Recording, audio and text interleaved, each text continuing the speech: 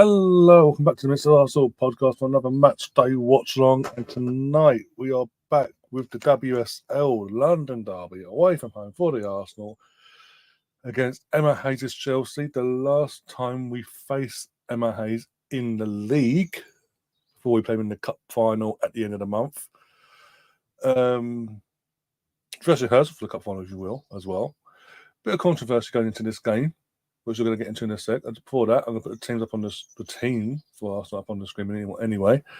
But there's been a bit of controversy from Emma Hayes' point of view in the last 24 hours. It was her own doing as well, which has then led to more controversy online from our own players, if you will. If you would say, fighting against her. Having a say on her words. But yeah, here we are. This is tonight's team for the away team. It is Arsenal. Zinsberger is back in goal. Lotte Wibbenmoy making her 100th start for the Arsenal alongside Leah Williamson. We've got Steph Catley and Katie McCabe as the fullbacks, respectively, tonight. We've got Kim Little and Leah Vulti as our pivot. Pelova just in front of them. And then the forward threesome of Beth Mead, trying to think now, Caitlin Ford and Stina Blackstenius instead of Alicia Russo. Alicia Russo is available. She is on the bench, just to be clear. There's no injury concerns there. We've also got Sabrina back from the Gold Cup, back on the subs bench as our backup goalkeeper. We've got our third choice goalkeeper on the bench as well in Sarah. Emily Fox again back from winning the Gold Cup with the USA on the bench, not long back, so probably why she's on the bench and not starting tonight because fatigue, all the travelling and all that. Gondena, we've got Reed, we've got Cooney Cross, we've got Frida Marno, and again back from the Gold Cup is Chloe Lacasse. Keep that one day. Yeah, and Alicia Russo, as I mentioned already before. So, yeah, strong lineup. Not messing about today. No messing about. I'm happy with that as well. Considering we are still missing Viv, obviously, she had to have minor surgery before the international, during it.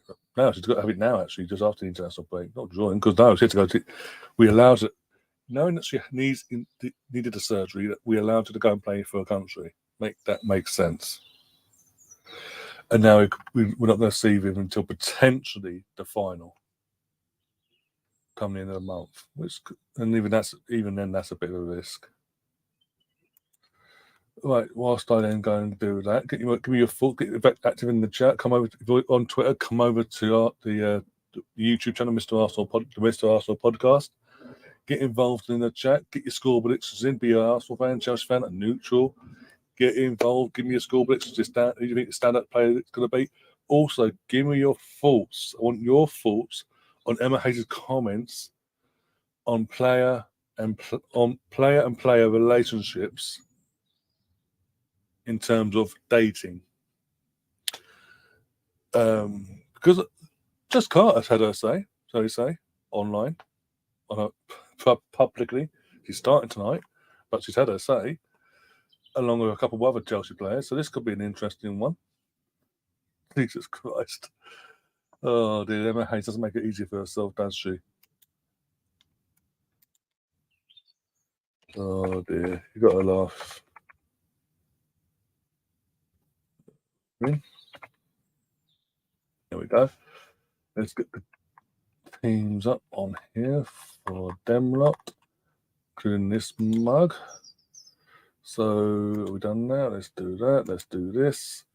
There we go. Hannah Hampton is in goal. Now we know why. With Emma Hayes' comments recently, we now know why Hannah Hampton's suddenly playing a lot of football for a third choice goalkeeper. Just saying. We've got also Persist, Bakken, Jess Carter, as you've mentioned already, had a lot to say about saying it online in terms of addressing Emma Hayes' comments about player-on-player relationships, dating-wise. Charles, the captain, Cuthbert, Lepos, Musken, Canid, Viton, it's pronounced, I believe, and ex-Arsenal academy player Lauren James. Though last time out we played this team at the Emirates, you wouldn't have thought Lauren James was ex-Arsenal with the red card offence she got away with. Just saying, we trounced that team 4-1, and obviously on the bench we've got the second choice goalkeeper. Now we know why she's not playing ahead of the third choice goalkeeper. Just saying, Muzovic, probably butchered that Swedish goalkeeper. Ingle, Maresco, Lawrence, Kirby, Hamo, Kankanovic, and Beaver Jones.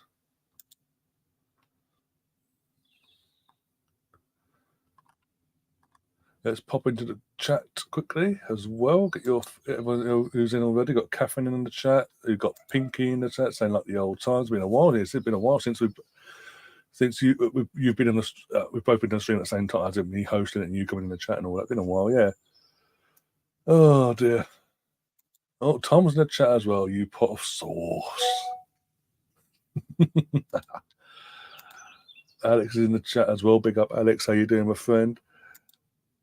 We're going for a good, healthy 3-0 with Stina, Beth, and Leah, maybe. I'll go with the 3-0. I'll take the 3-0. I'll take the Stina goal. I'll take in general, I'll take the Beth goal, but adding to the equation of Emma Hayes' comments, I really want the Beth goal. And also, I really want a Katie McCabe goal, because that would be double whammy. Just saying. If you know, you know. Spencer's in the chat. How you doing? I'm good myself. Alex saying hello to everyone. Actually, free today, normally at work. There you go. Got what's the best way to spend your day off on your free day on a Friday? The Arsenal playing at the Bridge. Emma Hayes is pissing off her own players before she leaves, and also causing concern with the US side of things as well. That side of things, because apparently we're learning in the group chat on WhatsApp.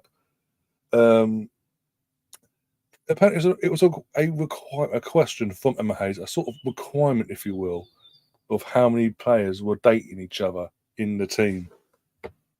Who was dating who? Now we know why. So she's not even landed in the US soil. She's already upsetting the gang. So fantastic. Oh dear, I've made my thoughts clear on Emma Hayes in the group chat. Yeah. Hello, Alex Spencer and all the gang. There's no different to any other company with co-workers dating. At least in the US, it's actually a problem with HR needing to fill out a proper form. But as you say, you've got there's steps in place basically. If relationships were to go down that tube, basically.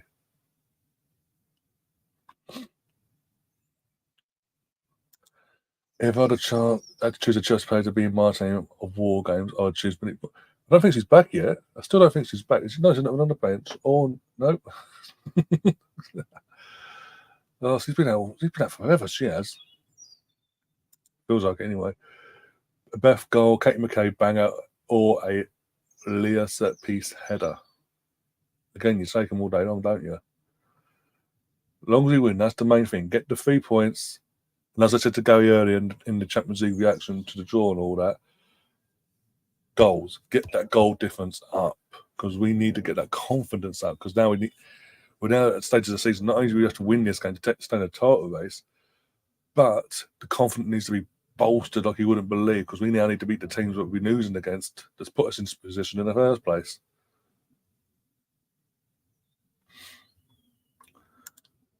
Wait, has Hampton always was? No, this is what I'm saying. Hannah Hampton was brought in, and it was publicly put out there.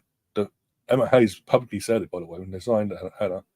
She's the third choice goalkeeper. Period.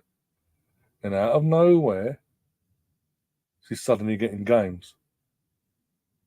First off, we thought it might be an injury to the first choice, and there was an illness to the second choice, and all that. And it was like, But now the second choice is back and fully healthy and fit. Who's on the bench tonight? Sweden number 1. I'm not going to try and butcher her name again.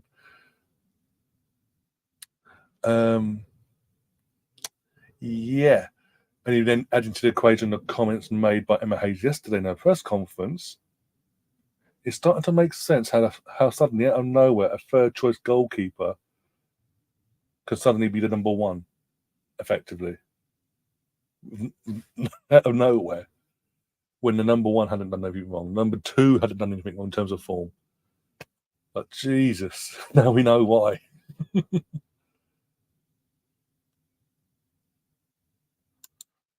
No one knows. No one knows. Southampton was yes. He was brought in, and it was. That's what I'm saying.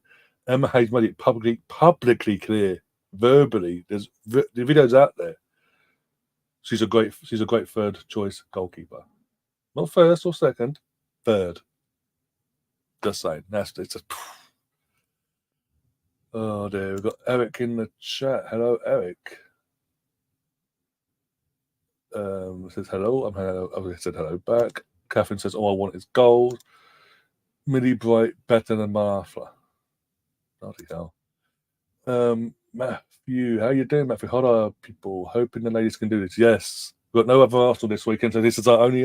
This is our only appetite of Arsenal we're going to get this weekend. This is it, because the FA Cup's because of Leeds not doing their job against Chelsea.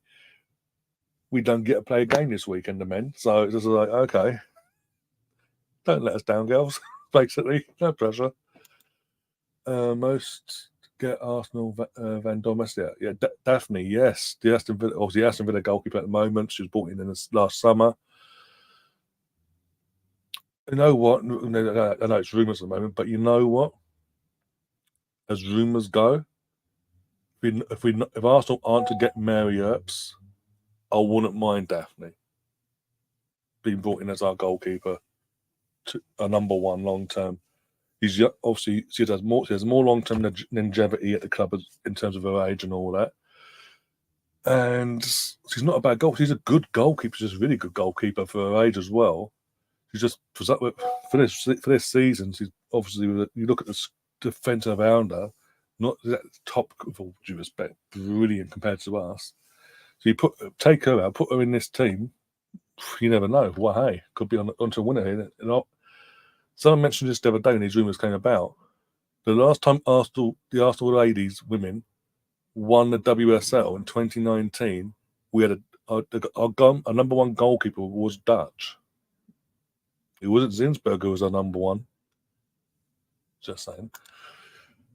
No, again, I wouldn't be against her. She's a really good young up and coming goalkeeper. And unlike Mary, with all due respect to Mary, because Mary's got 3 or 4 years left in her before she's of her age and all that, before she just retire. Daphne does have more long-term longevity in her career.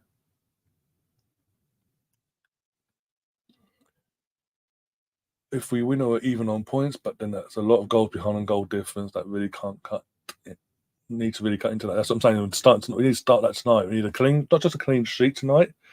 We need 3 or 4 goals. Simple, just to start eating into that, and then just keep going. Bang, bang, bang. Every team that we should be beating comfortably. That's what we need to be doing. That basically, as I say, eat into it. But tonight, it's just a simple 3-4-0. Get in, get out, and basically humble Emma Hayes again and get her shitting herself for the final. Because the media, by the way, before I went live, the media are getting their excuses in already. The pundits seen here in the UK. Well, I'm expecting Arsenal to win because of the injuries, but you can never rule Chelsea out, but injuries. So they're all getting their excuses in if Arsenal were to win tonight. Yes, that's who it is. Sorry, Van Vinder. Bit of a tongue twister for me. Van Vender. Again, my mouth's gone there. But you know, that's exactly who I was on about before. Yeah. Mouth's gone. I think she left literally straight after that as well. If I'm correct. After won that league. The amazing Lil Gio. I'm assuming LG, Lauren James, is getting limited minutes tonight, right? Well, she's meant to be ill. So there's questions about her health and it. You go and say, she's got a new hairstyle today, guys. Not gone for the ponytail or the afro or anything like that. She's got a new hairstyle tonight, so she's actually prove a point. But if things, I guarantee you, if things go the way they did at the Emirates, in terms of a 3-0 up at half time or something like that, 2-0, we end up being 3-0 into the second half, she will be subbed off. And it'll be, she was ill, she's not doing well, we're making that excuse. Can you take down that mug, please? Yes, I'll take her down. Problem solved. They just got my mug instead. My hair. Ugh. Is it again? I know why you're asking, but that's what I've referred back to. Like, and that would be the excuse. Again, getting the excuses in, because if things don't go well tonight for Chelsea, and we were to turn up and turn them over like we did at the Emirates earlier in the season, that will be the excuse now. Oh, she wasn't one another. We took a risk. It didn't work. It's the excuses. It's the mind games. But the honest and the girls, our girls, have got to switch off and focus on us. Ignore their mind games and just do that we did at the Emirates. Ignore them and just boom, go. Beat the different shit out of them. Imagine. By the way, tonight's crowd, Arsenal's from actual tickets Arsenal were given by Chelsea was it 6,000. We've sold every ticket. And I guarantee it's going to be Arsenal fans in the home section as well. Guarantee it. We have drawn their biggest home crowd they've ever had at Stamford Bridge. Not just this season, but in general. This fixture been at Stamford Bridge has been their biggest pull. And imagine we've done all that, used our flex and gone, hi, bye, and doing 3 or 4. Or Emma Hayes will be spitting. You gotta love it though. If she was leaving or not, you gotta love it. What are your opinions on Stina starting over less? I get it in terms of recent form. You kind of get it because Stina is scoring the goals, even though she's coming off the bench scoring the goals, but she's still scoring goals. Even in the semi-final against Villa, she started alongside, but she scored the goal, the hat trick basically. So form-wise, I understand it. And it's something different. And she's played against Chelsea. She's played against them. His tactics. She knows what Jonas wants tactically to get out of this game. Let's see if we can see Lottie. Is that Lottie? I think that was. I think I just seen Lottie. I think I just saw Lottie in amongst the crowd. Need to double check that later.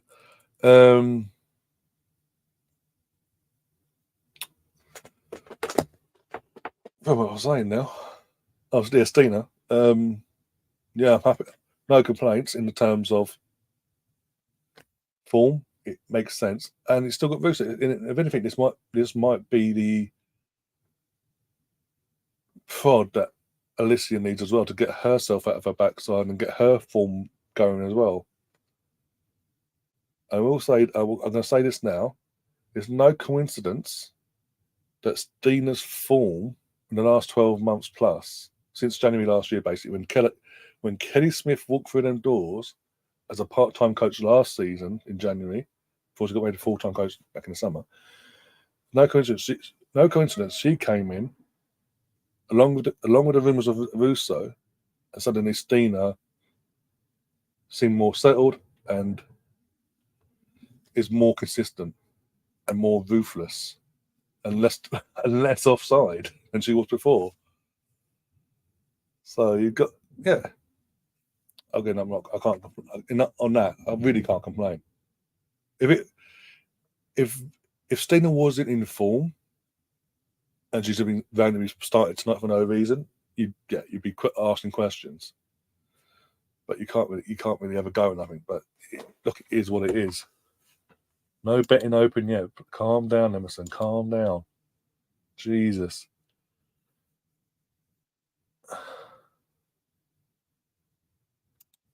Lottie's at the game and Chelsea aren't allowing her to have a really. Wow, it's an Arsenal flag. It's literally red, mainly red, with the Arsenal cannon. That's it. I was saying Arsenal, or whatever. Nothing political, nothing. What the f are they playing at? Oh, whereabouts are you? In the States or? Because obviously in the UK, it's like near 7 o'clock in the UK. So, right, got got Viddy in the chat as well. Big up Viddy. How you doing, my friend? Hope you're keeping well, keeping safe. Yeah, States. Okay, cool. We got you got plenty of friends from the States here. Gary will be here. Gary will be in the chat probably at some point as well soon. He's there. Catherine. There's quite a few actually. Also, Willow mentioned all this before. Will you be showing the game or just chatting? It's a watch along. Again, YouTube rules. I say this every time someone asks. YouTube rules dictate that I cannot show the game on the screen because they do. If I were to do that, they would shut me down, they shut the stream down, and shut the channel down, and I'll be done basically. No warnings, no if buts or maybes. I'll be screwed. I've always said this. The second they change them rules, obviously it'll be chatting and watching the game together. But if you're living in the UK, it's on Sky Sports. I've got Sky Sports Premier League on my screen here. Or if you're living outside the UK, the likes of Catherine and all that, the regulars will help you, guide you to where you need to go to find it, where you are basically.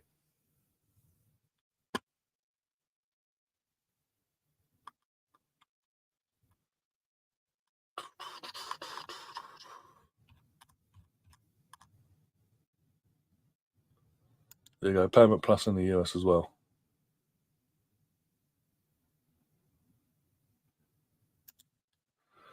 Is there any channel I can watch the game for free? Where you live and where exactly do you live, country-wise? Then we can work around that and see what we can find. Behave. Kickoff's been delayed. That's just come on my screen as well. Kickoff delayed due to kick. How? It's blue. It's literally Chelsea blue, red and white. Make that make sense. How's there a clash?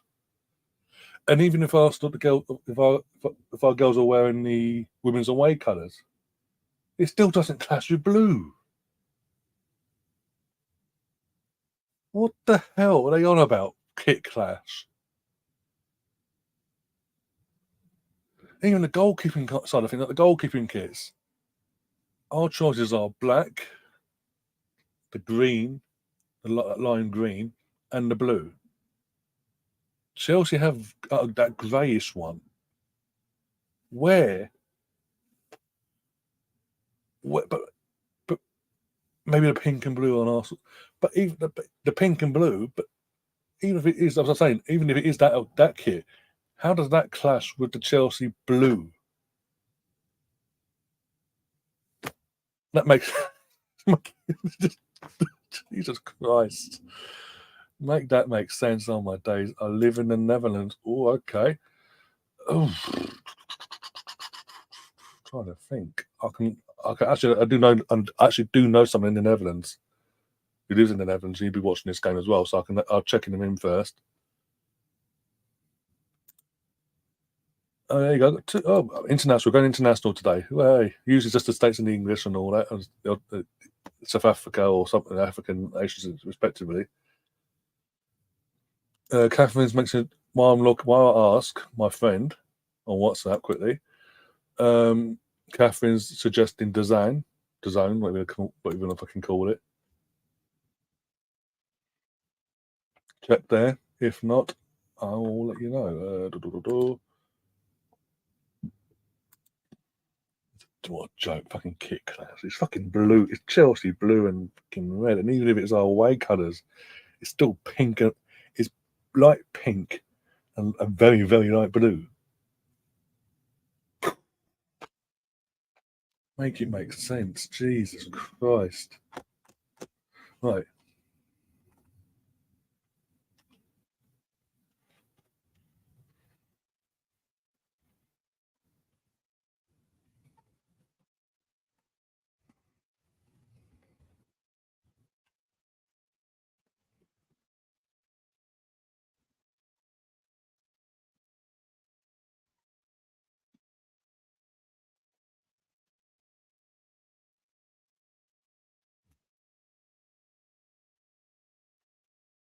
Yeah.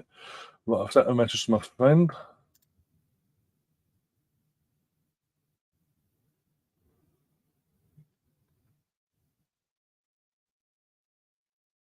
Yeah, that is the case. So look, there's Sam Kerr, Mini Bright, with a face of thunder. Sam Kerr doesn't want to be there clearly because he's just on her phone, ignoring her teammates. And the other absentees, apart from the first choice goalkeeper.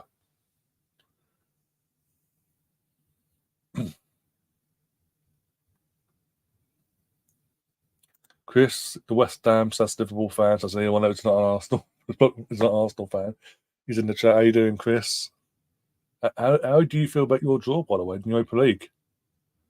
Nice, easy one against Atlanta, start off with, and then you've got a tester-ish, potentially, depending on who goes through in the other quarterfinal on your side of the draw. Then potentially either West Ham or Bayer Leverkusen in the final. I mean, if it's West Ham, you're screwed. Personally, you are screwed. Because who do you support then? Oh dear. Yeah, it's the Vef blind or something like like 90 years old. Oh, it's comical. Absolutely. I told you, Arsenal fans and Chelsea fans alike. Arsenal fans in the Chelsea section, good. I know she's a kid, but still, it still counts. The game is on Sky Showcase in the UK. Yes, in the UK, also in Germany. Once I hear back from James, I'll let you know. Who's my friend in Holland? Right, 1 second.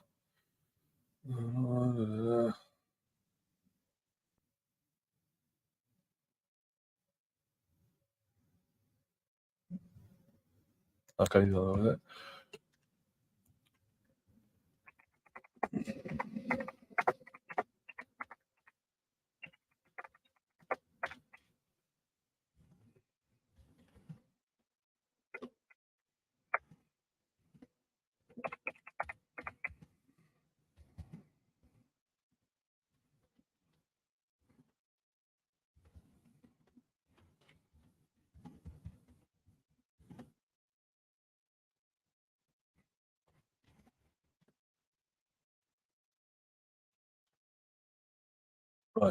Let's come back, see what was there. Three matches showing us when. Exactly. Home kits, socks, and yeah. Make it make sense. Just you couldn't make it up if you tried. Jesus. What stream to watch this game? If you're living in the UK, it's on Sky Sports Premier League and Sky Sports Showcase, like I mentioned already. In the US, it's obviously Paramount Plus. I believe Catherine mentioned before. It's on Paramount in the US. That's not helpful.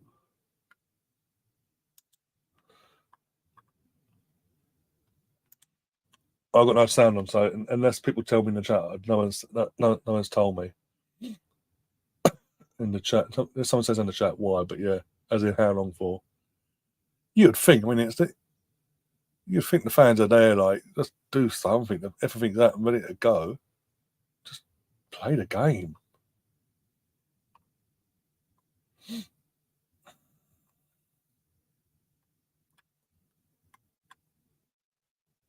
Oh dear. What if this delay is tactical, trying to ruin momentum? Really, a 0-0. But the game's not even kicked off. You're trying to. I mean, it's about haste of a team in one sense. Maybe there's been a bit of a fisty fight in a Chelsea dressing room between Jess Carter and Emma Hayes and a few other players that she's trying to boost morale, get players going. She said the wrong thing about referring to the press conference or something. It's kicked off. There's fisticuffs. They're trying to split up instead of making it public. They're saying it's a kick clash, but they're trying to calm things down and da da da da. Imagine that was the case. Jesus Christ. Oh dear. Brownie's in the chat as well. Right, mate. Good to see you back, mate. Yeah, thanks. And I saw you was on one of the streams with Tom. I think the match of the day wasn't it, a few weeks back. Oh, there we go. Brownie, I have Euro chick as well as playoff path versus Netherlands. Ooh. But that's Netherlands true then. I joke. The DJ's taken over. Fucking having a DJ, seriously. Isabel's live. I'm in Oz. Where can I watch? Oh, I would suggest DAZN. DAZN. It's been suggested before in the chat, earlier on in the chat. Try there first. And then if you don't, come back to us and we'll try and help you best we can.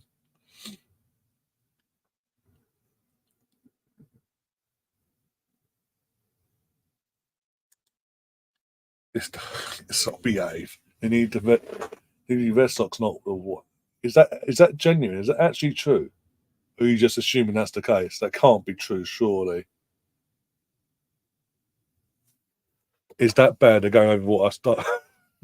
Jesus Christ. Surely wouldn't be a delay over socks. Jesus Christ. Here I am breaking my neck to go live half hour early and all that and get the momentum going, and then she goes and ruins it by the socks. Jesus. Where was the hang on? We wore the same socks when we played them at our place.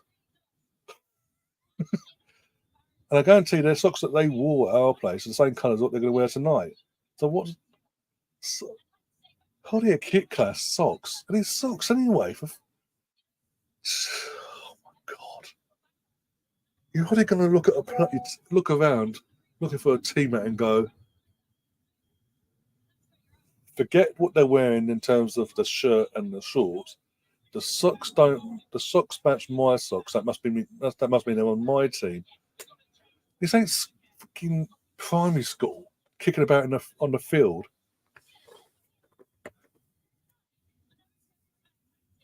Jesus Christ.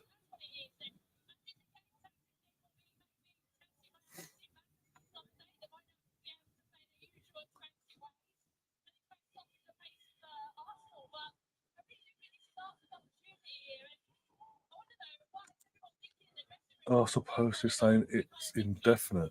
Ooh, have a look quickly. Bear with me a second, guys. Let me have a tab open quickly.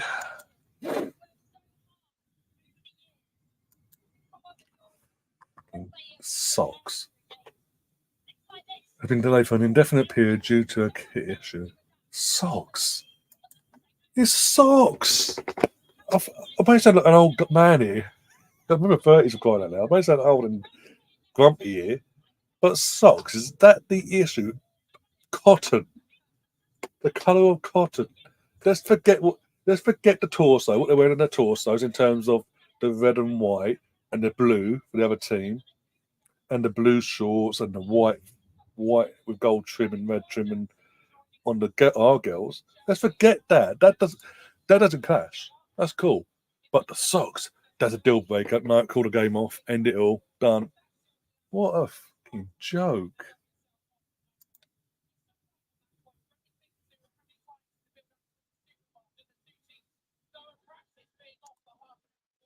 Really saying, love that hoodie Ryan wore at work on Wednesday. Yeah, part of my Christmas gifts from my Christmas gifts for my brother. Obviously at Christmas. It came a bit late for whatever reason in terms of Arsenal delivery. That's pain in the arse. But yeah, absolutely love it. Again, it's obviously formatted as obviously Adidas, and it's nice material. It's just nice material, and it's nice. It's loose. It's not like it doesn't want to suffocate you. It's loose. It's comfortable. It's warm. Well, and also not just the old school that bit there, but the hoodie as well.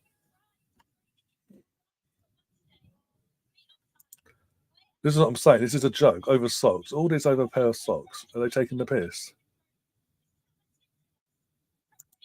This is another. Yeah, this is a good point from Pinky as well. Our socks have a lightning bolt, a white lightning bolt. Like on a normal socks, it's white with a red lightning bolt. Sorry.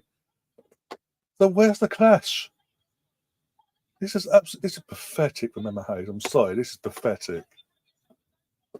Jesus.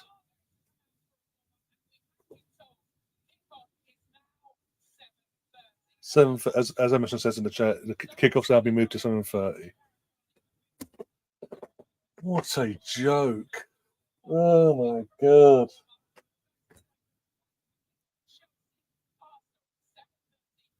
You couldn't make this up. You really couldn't. Oh, let's see. You know what? Let's see if Lottie's at the obviously Lottie's at the game. See if we can get her to come on. In 30-minute delay for socks. It's a joke. It's not just me, is it? Sounding like an old git. It's genuinely taking a biscuit, surely.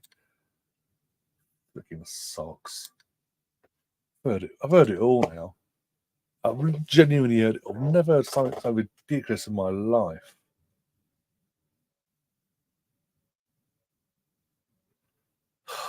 You got to laugh. If you don't laugh, you'll fucking cry. Let's be honest. But give me strength. Right, Lottie, where are you?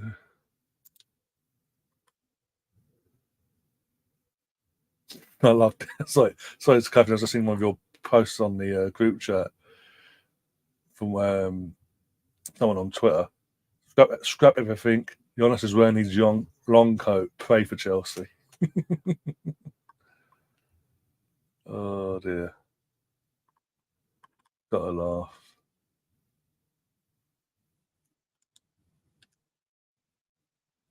Right there.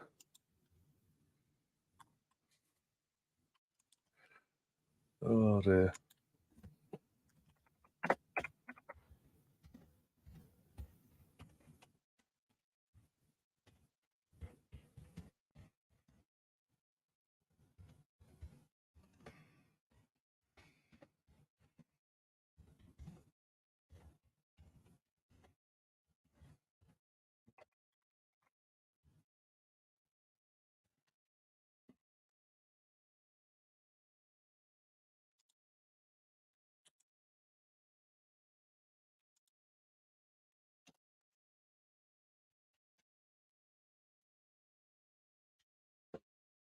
Lottie, see if I get back. See if she gets back to me before they go out of the bang. Basically,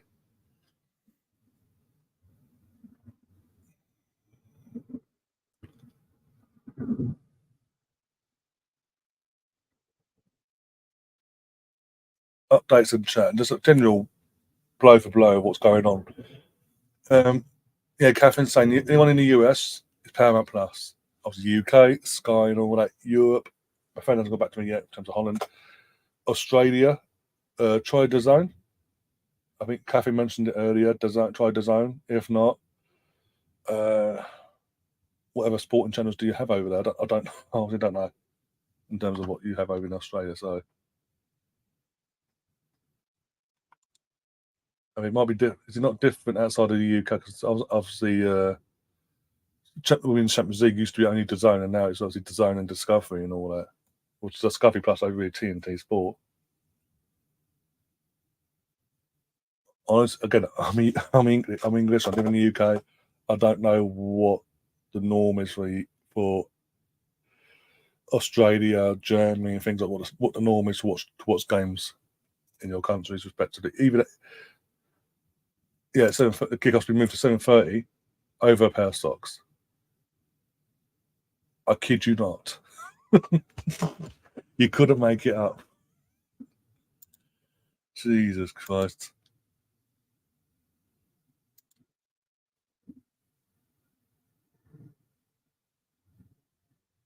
Oh, BA.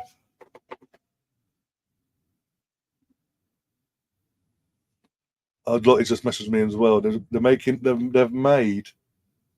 Lottie just messaged me, and I've just seen it on the group chat on Twitter. They're making our girls wear the Chelsea black football socks for the away kit. You dickheads! You absolute fun to see next Tuesdays. I hope we beat the living shit out of them now. Yeah, but it's Chelsea's. It's actually Chelsea. Yeah, Chelsea. I've seen that. Oh my god! It's actually Chelsea fucking football socks we've got to wear. They're taking the piss. All this over a pair of socks that has a red lightning bolt in it, for fuck's sake. How does red and white socks clash with fucking Chelsea socks? Seriously. Oh my god. Who decided? Oh, what names? It's 9 p.m. I've never been up this late. Fucking, I don't know anymore. It's a joke. You know what? But Arsenal's just gone, well, fuck it. But the girls just got their tape out and gone right around, putting it around the Chelsea badge, like the Chelsea logo crap. So it's just black. It's just got a normal pair of black and black socks and blue trim. It's mind games. I like Alex saying it's mind games, right? Mind games. I know, but it's pathetic mind games. It's not even like well, it's not even like world class mind games. It's pathetic.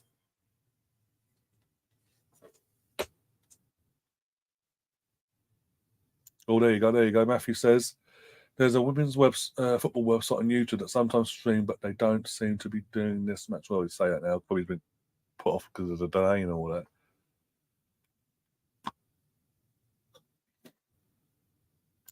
Yeah, well, Arsenal. The girls are being made to wear the Chelsea black away socks that go with the old Chelsea away kit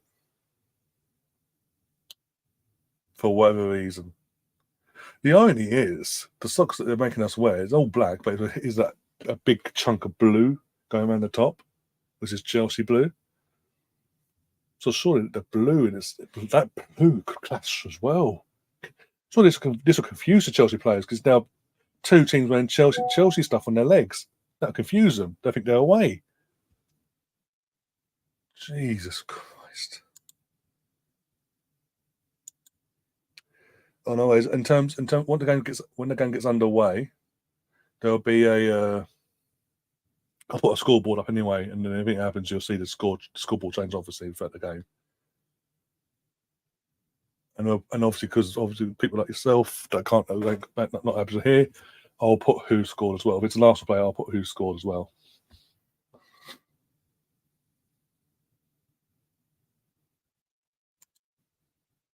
There you go. Try that.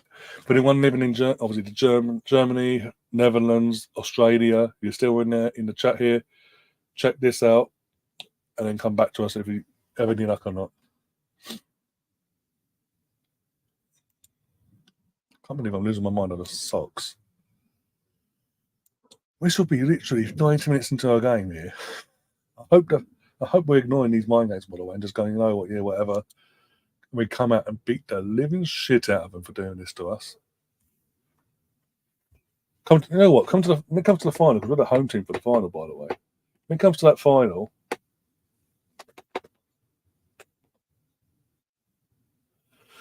it's very very busy with my potty mouth and all that, but still, no. When it comes to the cup final, because we're classed as the home team for the final at the end of the month.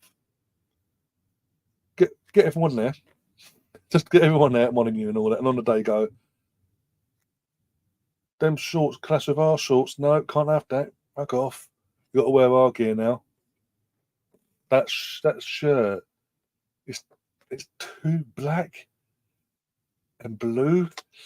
I don't know. It might clash with our red and white. You can't wear that either. Fuck them up. Fuck them.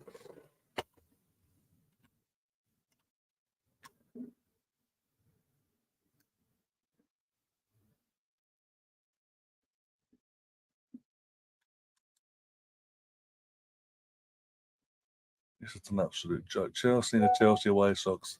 If anything, they should have done that, really. They made such a big deal out of it. Technically, they're making us wear Chelsea gear. Technically, it's on their ground. Surely they should have had, if they want to change the fucking socks, change it themselves. They change their own socks.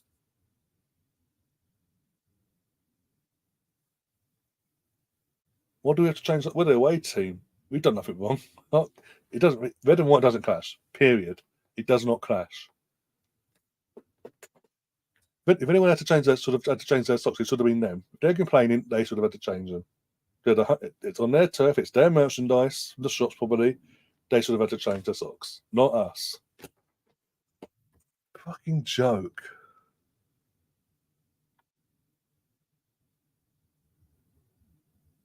Oh, there's Gav. Gav's highlights. Member for 1 month. There you are. Says, yo, mate. I said, and obviously I did see a message earlier this morning. I haven't got back to you, but I did see that yet. I apologise, obviously, whilst I was away with those watch-alongs. I was at the game on Saturday, so I wasn't able to put timestamps in for the Brentford game. And I completely forgot my time Tuesday was over and done with. I completely forgot to put timestamps in for the Porto one as well. But yeah, after the international break, I'll be putting them back. I'll be getting back to doing that as well. So don't worry about that side of things as well.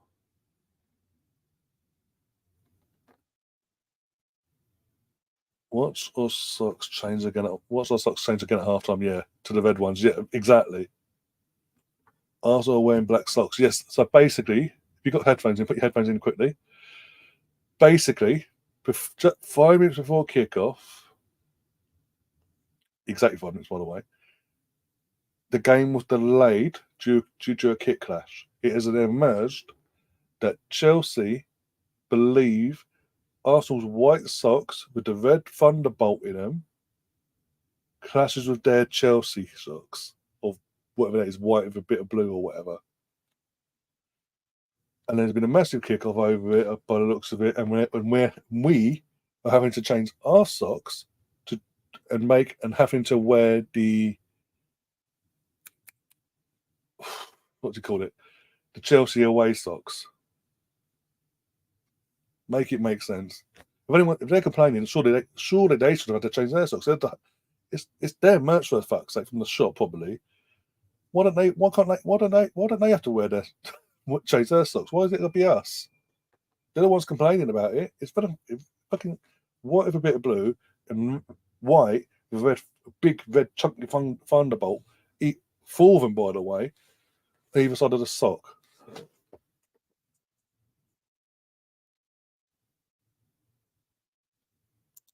Emma says, showing the stream off. There you go. Cool. As long as you stick here as well and watch it, we watched it together, and hopefully we'll celebrate it together and all that. By the time the game gets underway, and eventually, give it a minute or two. I can get another delay. Oh, we're worried about the shirts now. You have to wear the Chelsea away shirt now. What a fucking joke.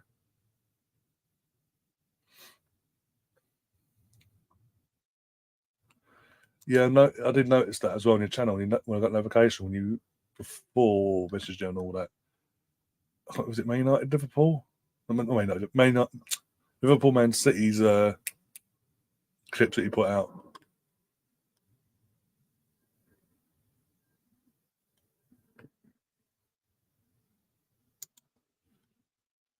Leah Blue. All right, like if you bear with me a moment, someone said they found it on Facebook. One sec.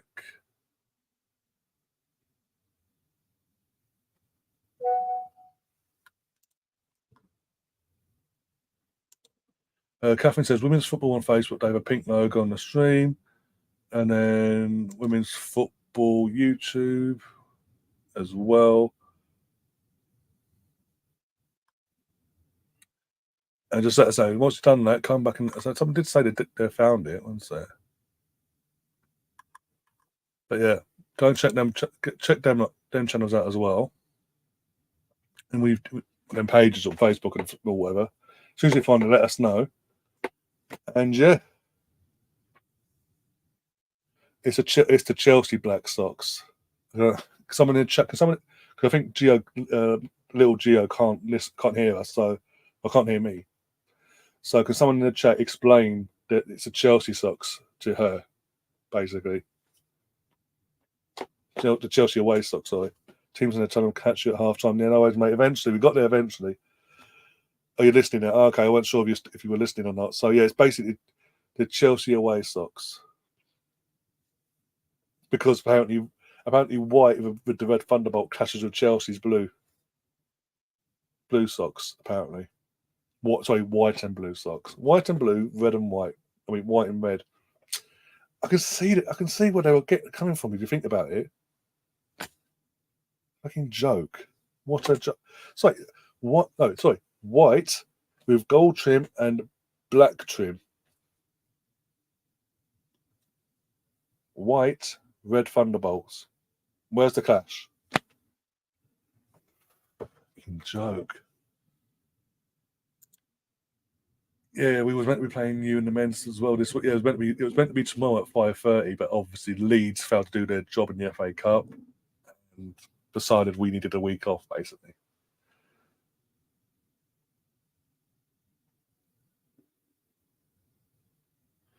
Leah, where are you living? Leah, there's a how's it long? Where are you living? Are you living in the UK, the States? If you live in the States, it's Paramount Plus, UK Sky Sports, and all that malarkey.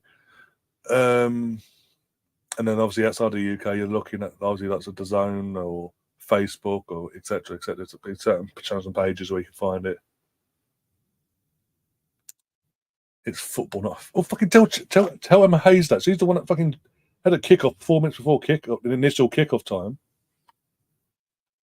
She's the one going, no, we can't continue this game. The Red Thunderbolts might put us off. God. We've got no choice, Gio. We've been made to change our socks because Emma Hayes says the white, gold, and black of Chelsea's socks would clash with the red Thunderbolts of Arsenal's socks. I'm sorry. Just make it make sense, please. I mean, the socks we're wearing are the same socks that fucking Emma Hampton's wearing. Effectively. You could Russ is in the chat as well. Big up, Russ. It works on Facebook. Thank you. No worries, Ems. No worries. Keep subscribed to the channel and obviously just watch the game with us. Just have a laugh. Come back and a bit of back and forth. Celebrate with us. If you're an Arsenal fan, celebrate with us as well. Arsenal score and win and this, it, and other. And if you are an Arsenal fan, we can all point off at Emma Hayes at the end of the game, hopefully. After all this BS. We should be half hour into a game here nearly. We should be 2-3-0 up. This is a joke. This ain't fair. Fucking old man, but the fucking Emma Hayes just I hate Emma. I mean it. Hate Emma Hayes. Can't stand the woman. I mean, she hasn't helped herself yesterday, but that's another matter for another day.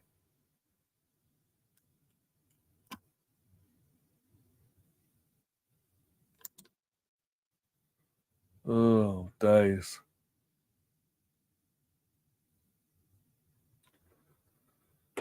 Right, let's get the sound on a little bit of a sound, talking about what they're saying. Right, Kate McCabe's our right back. There's Emma James with a new hairdo. I wonder if she did it at the Emirates, changing her hairdo. I wonder if it doesn't go away. Will she stamp? Who's she going to stamp on this week? Basically, whose ankle she going to try and break this week? I wonder if things don't go away. Claire, how the hell can a pair of socks delay a game? This wouldn't happen. This is what I'm saying. This is complete BS on Emma Hayes to divert away from the bullshit she put out yesterday. Absolute BS.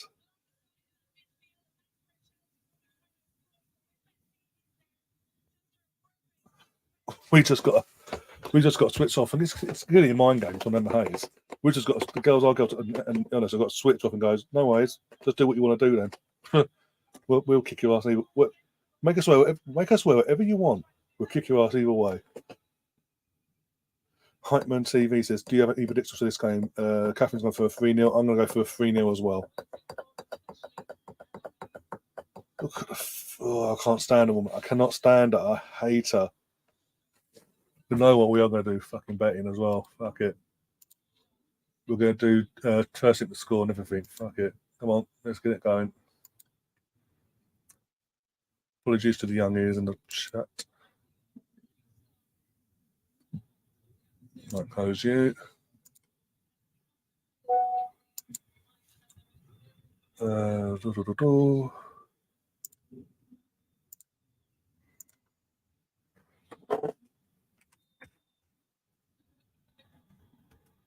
we're underway. Kickoff is underway, mine. So, come on, you girls.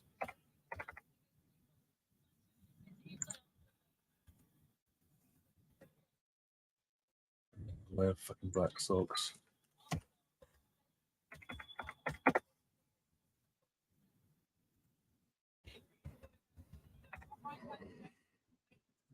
One second. And betting is open any moment now. There we go. There. First team to score.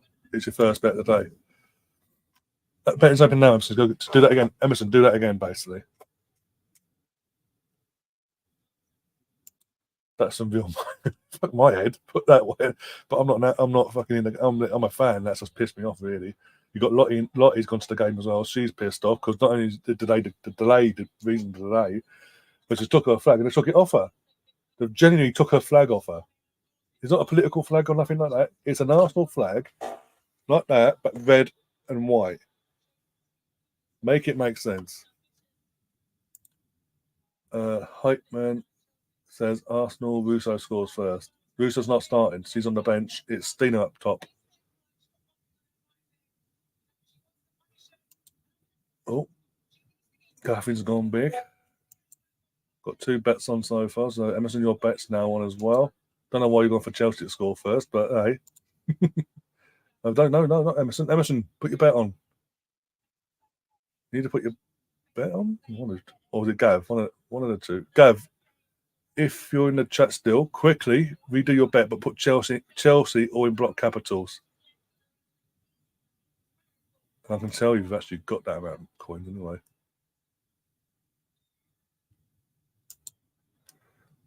Claire says, hope Katie doesn't get another yellow card. Come on, McCabe. Yep, I want that, and I want a Katie McCabe banger. We're over. We've had 2 games now since knock on international duty with Ireland.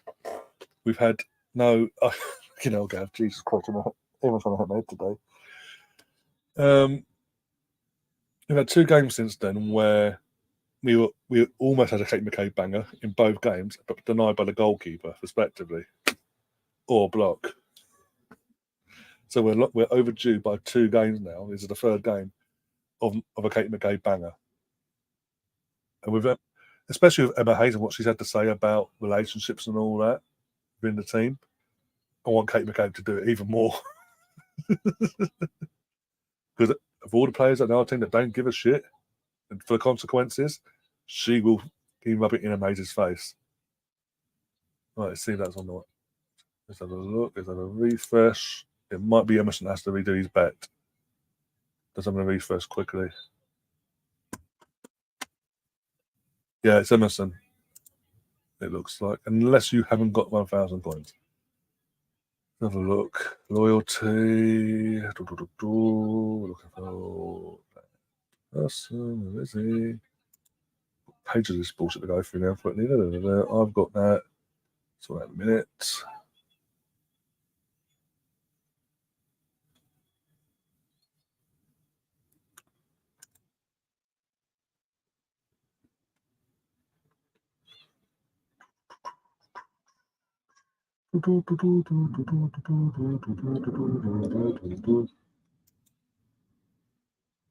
So Gab, you need to check how many cards you've got, mate.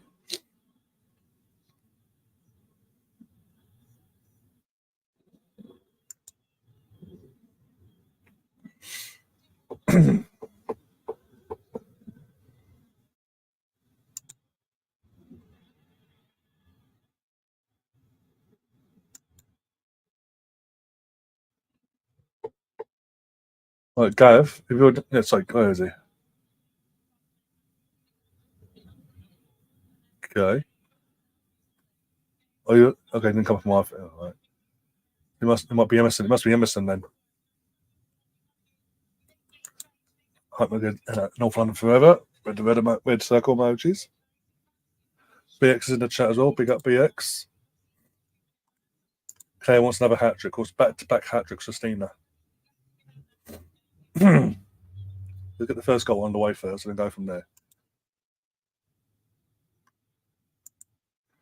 Ford and Lotta are both on yellow cards. 4 yellow, sorry. Another one gets them a match ban.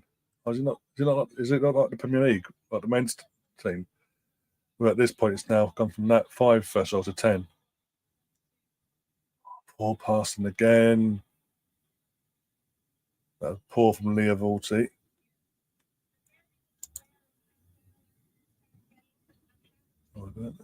Okay, so yeah, your bet's in place. Then that confirms your bet's in place. Right, that's Emerson. Emerson needs to change his not change. Re-put his bet in. He must have gone too early, not re-put it back in.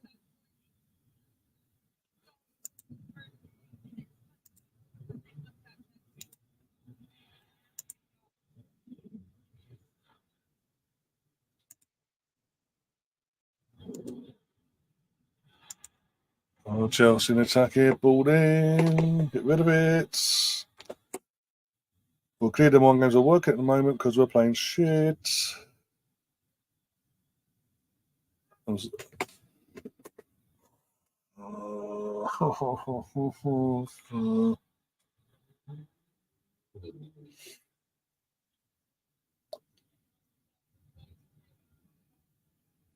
The clear the mind games have worked so far because Chelsea have come up. We're letting Chelsea play their attack us at every possibility, and we're just giving the ball away so cheaply and so stupidly like that.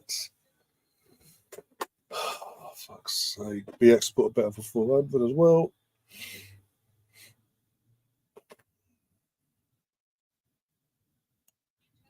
Oh, scoreboard, yeah. I forgot about that. There we go. There's scoreboard as well.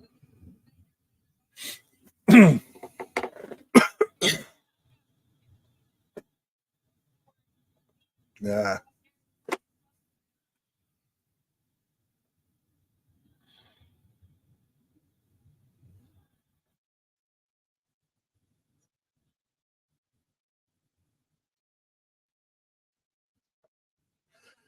Oh shit! What? Yeah.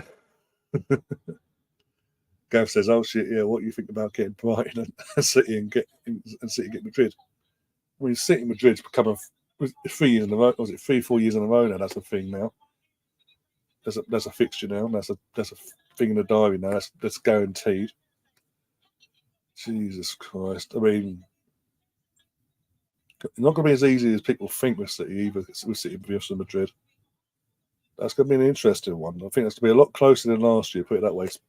Even at the end of the second leg, the aggregate score is going to be a lot closer than it was last year. Won't be so easy. Bayern,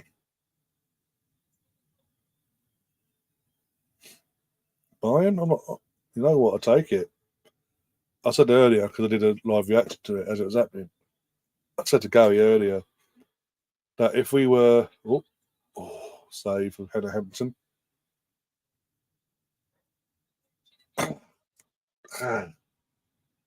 Right. I was saying earlier, sorry, that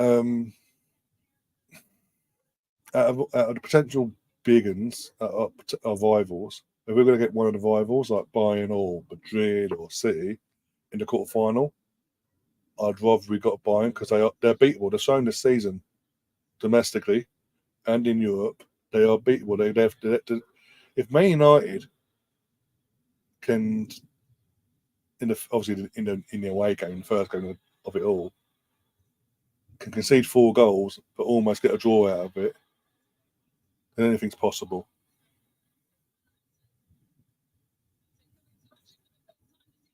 I mean, look at you compare United to Arsenal, we've got a chance. Plus, first leg's going to be more key than that. The first leg is ironically going to be the most key out of the 2 legs, to be honest, because there's no away fans in the first leg at the Emirates. There's no away fans; so they've been banned by UEFA. So it's going to be completely Arsenal. That section as well, completely Arsenal. What would have been Bayern fans is Arsenal. So you're actually going to genuinely have something so unique in the Champions League when that first leg happens. Is every fan in that stadium is an Arsenal fan. There will not be one Bayern fan in that stadium. It's all home. There's none of the if buts or maybes, and that's going to be so unique and different that it could fuck up the.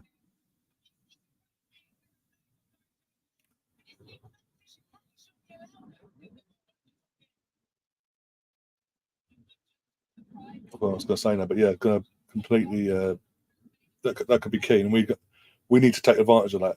By the way, that first leg, the players need to take advantage of that, and every aspect. We need to be at least 2 goals clear when the full-time whistle goes for the first leg. Hi, Gary. How you doing? You've not missed much. We've not long kicked off. We're only 11 minutes into the game. What was meant to be 7 minutes kickoff? Yeah. Yeah. Claire says apparently Sockgate will continue at half time. Fucking won't surprise me, Emma Hayes. They come out. Like, no, I'm not happy about this. The shorts, we're wearing blue, you're wearing white. What's going on? That's not fair. We want to wear white. Aren't you scared Kane will get his certain pen? I think we can. I think this we can defensively we can contain, but not just Kane in general. But I think we can contain that team in their attack in general. I mean, when Thomas Muller's literally doing a reaction after the draw on his social medias, and he's saying, and he's not doing he's doing what he used to do, being a one sort of thing, and this, that, and the other, like easy win FC. You know they're fearing us as well. But defensive stats alone suggest that we can contain Harry Kane, but not just in the home leg, but both legs. It's just about mentality and obviously maintaining fitnesses of certain individuals. Look, if we're going to do this in terms of not just compete, but potentially want to win this competition, if the players genuinely want to win this season, you've got to play these. You've got to play these sort of teams at some point. So you may as well get it away in one, basically, effectively, back to back, basically. Because if there's a good chance, I think there's a very good chance if we get it tactically spot on from the get go, and we knock out Bayern. If we do that mentally, you realise what that would do for the team mentally going into that semi-final against either Madrid or Man City. Not also it's our first season back, and if we were to get semis, it's semi-final for first time. But mentally, that mental boom, and then if we get in the semi-final, whoever is in the semi-final with us, they will be the favourites because it's what they are. But again, no pressure on us then. It's all on them. We do our thing and see what happens. I mean, we do have the best record against Real Madrid out of the English teams in Europe, in European competitions. We've only played them once in, 2006. So I haven't bought a new kit this season, but I need to get a #29 Champions League patch third shirt. Let's go there first. Oh God. Oh, Zinsberger. Okay. What a surprise. As guy says Zinsberger's like, okay, cool. Right. What's he done there? Oh, okay, fantastic. Oh, Lauren James as well. It would be Lauren James, wouldn't it? Yeah, because Zinsberger's. Oh, Zinsberger, you don't. Oh, piss off. Oh my God. Why are we giving her a new contract? You can't complain at no one else. That's on you. Why have you given her a new contract? Fuck her off. Seriously. How many more errors you've got to make this season? Seriously. She didn't even go to. There's no excuse for fatigue from the World Cup. She didn't even go to the World Cup, for fuck's sake. How many more clangers has she got to drop from the get-go this season? How are we giving her a new contract? I swear to Almighty God. Oh. Absolute fucking joke.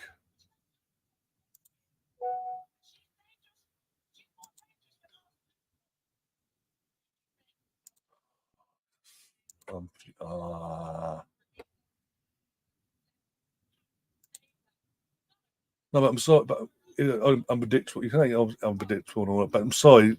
Zinsberger gets a hand to it. She gets a proper hand to it, and she still manages to fuck it up.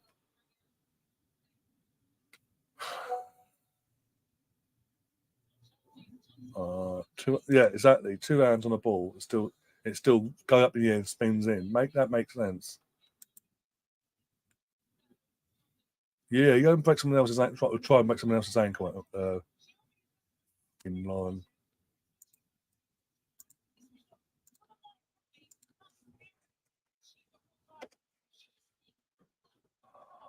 Give me strength. First start the hands. Yeah, I don't know. I don't know what's going on anymore.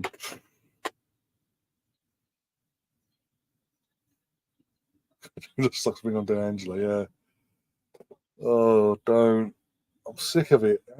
As I said, I'm sick of seeing it this season for Mo. Last season, I couldn't complain. I can't remember. I honestly can't remember any fuck ups he actually made that led to goals. I'll get back to the minute, Gavin, in a sec. But they're just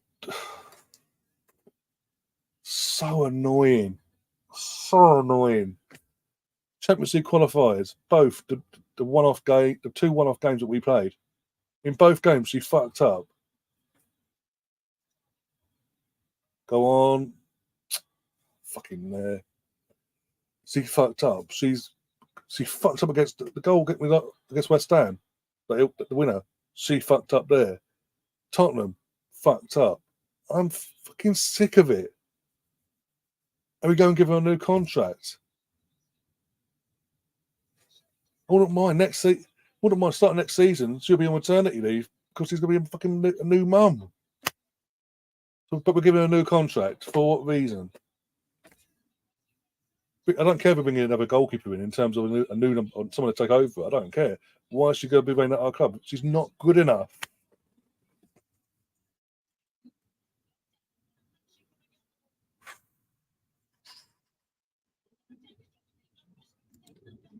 We're getting that muscled in midfield. Yeah, there's that as well. I mean, we're Kim Little and fucking Eidevall, and we've been out muscled completely. I mean, Eidevall straight from the off, her passing's been woeful so far. Her awareness in midfield is constantly concerning me.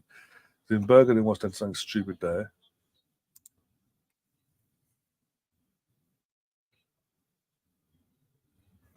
Exactly. What do you say?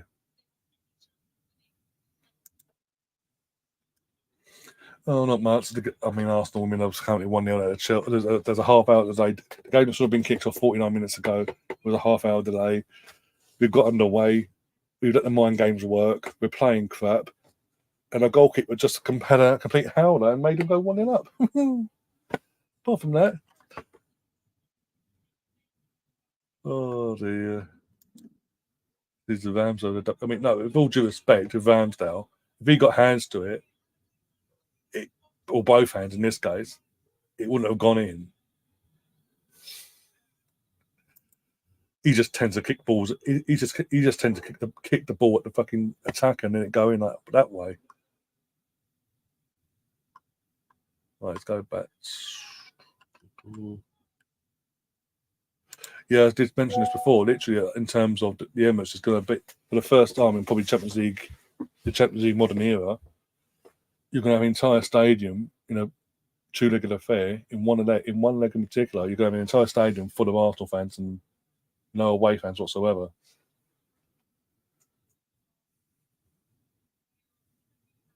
All because they can't behave themselves. Twice this season have done that. Twice. I'll behave. I'm going to switch off in a minute then.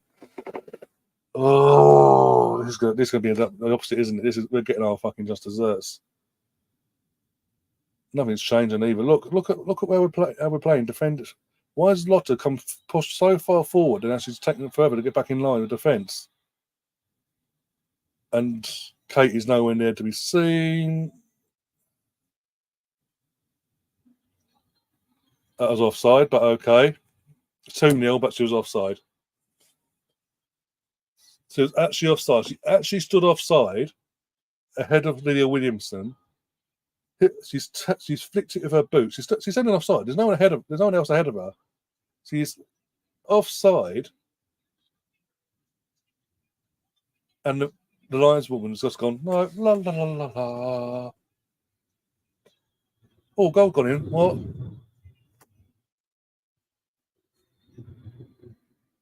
Let's have a look. Let's have a look at the replays because I'm sorry, this is a joke. Oh, Leo, you pain in the arse. Take. Gives me strength. It's going to be a disaster. Well, that's the title race on. That's the title race on run first for another year. Fuck's sake. And all that again. This is a dress rehearsal for the final, everyone.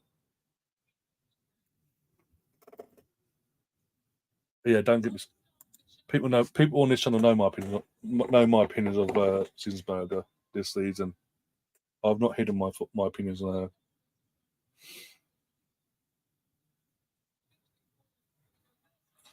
Absolute fucking joke.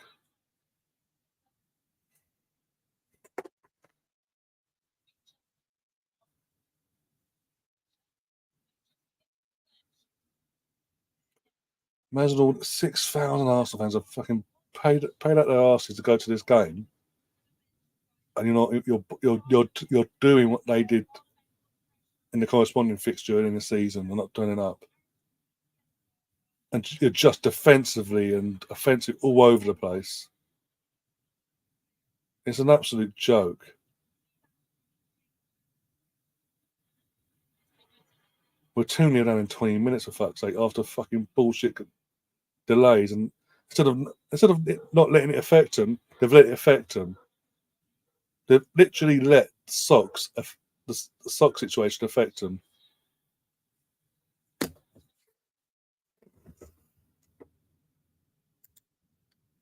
I don't blame you. I really don't blame you. Sockgate is in our heads, yeah. Clearly, they've come out performance-wise. They've done fuck all.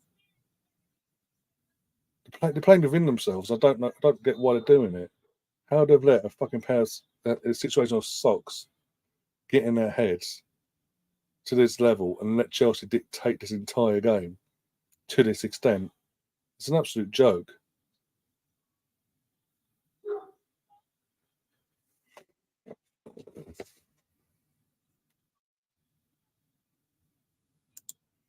Chelsea are the first to ever lose sport. There's some things to come, yeah.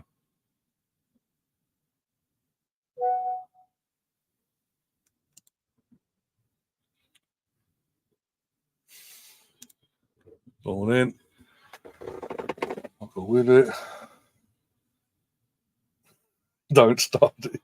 Oh, you missed all the drama, Spencer. Trust me. I don't get how I just don't get. I can't explain it. I can't explain why they're being so shit.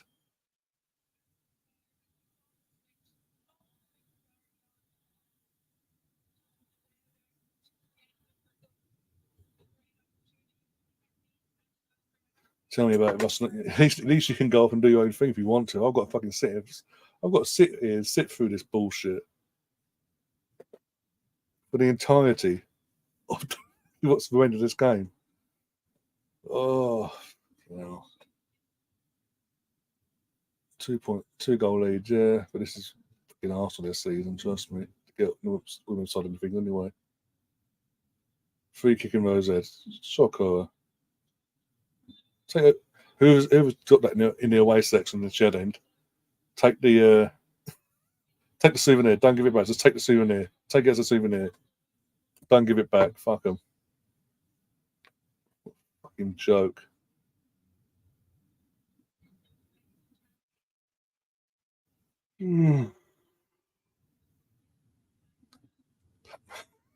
Pat McPhee here. Oh, don't. I want to cry. I'll do something. God's sake. Oh, fuck off, Gavin. Fuck off. Bastard. Oh, this is a joke. We've got to play you again. And this is going to happen again in a month. We ain't careful. or is it just a fact of we're in a final, so we thought, you know what, we're going to throw them to full sense of security, let them win tonight, fuck the league, we're going to defend the League Cup, but we're going to make them think we're so shit. So when they come to the final, they think, wait, come on, and we do it. And we do it did last year. If that's the case, I've fucking lynched him.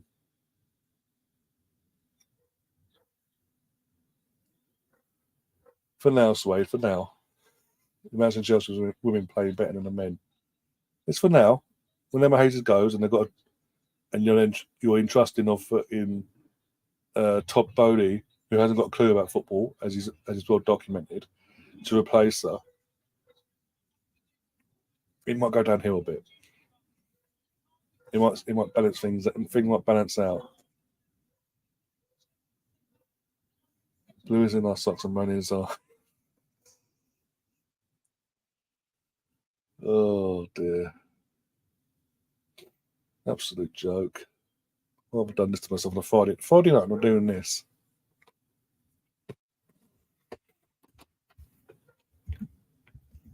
You deserve better than this.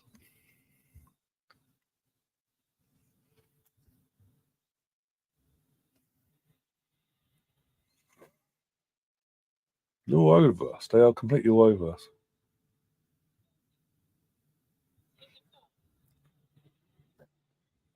One minute.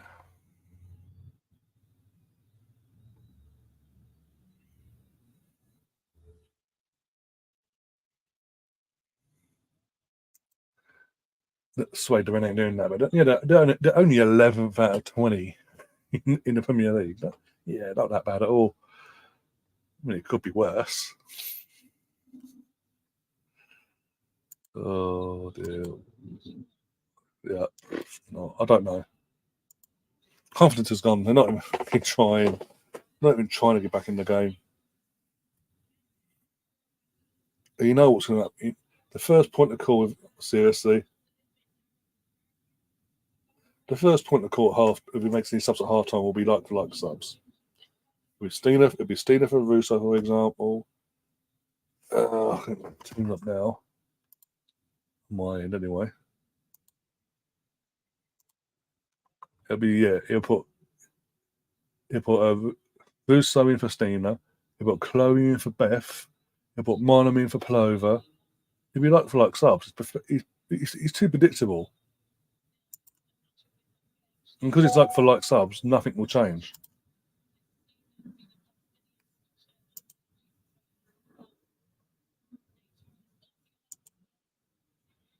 Yeah, and then you wake up, Gav.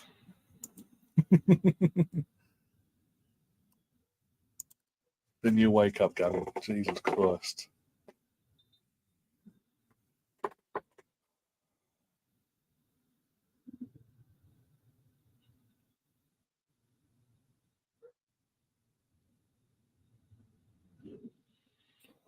God's sake.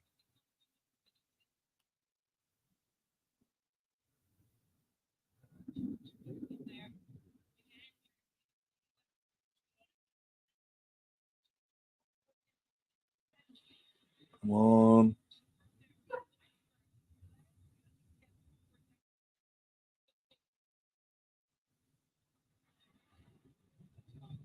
Oh, of course, there's a goal kick.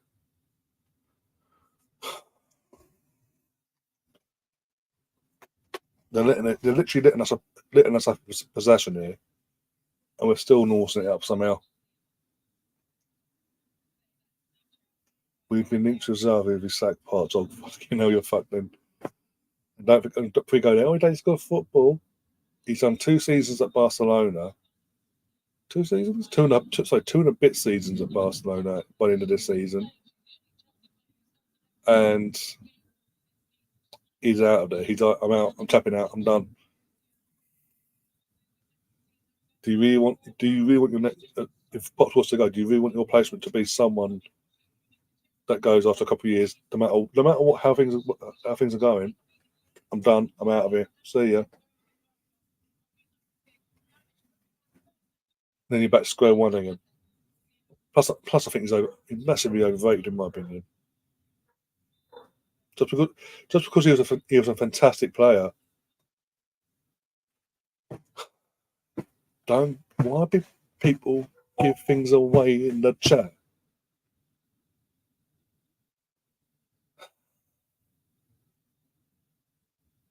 And more people giving things away in the chat. Seriously, why am I here? Oh, why? What was the point of tonight? So basically, everyone, we're going to lose our Continental Cup title to Chelsea in the month because we're fucking shit. Oh, fuck off. And Zinsberger's just rooted to the spot, yeah? Deflected or not, she just roots herself to the spot, doesn't even try to dive. There's plenty of time to move herself, but no. I was standing rooted to the spot because, hey, then I'll say, oh, I couldn't do nothing because of the deflection. Fucking joke.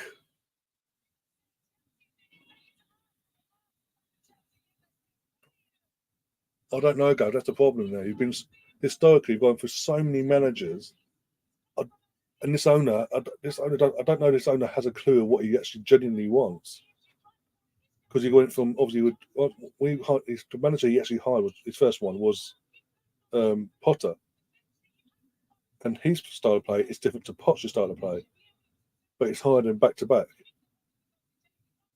and in between that he hired Frank Lampard in between it as an interim.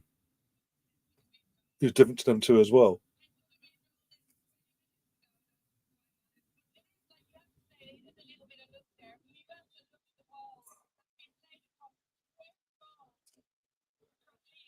I don't know.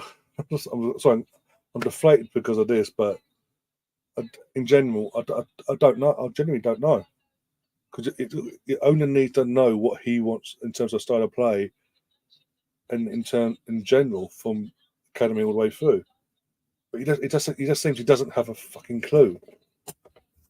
He can't make his mind up. So I don't know what to suggest.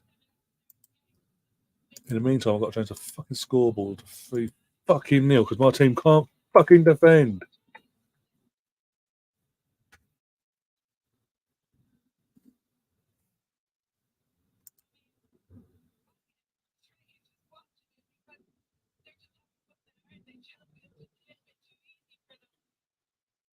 We don't want it, Catherine. The girls are straight from the off.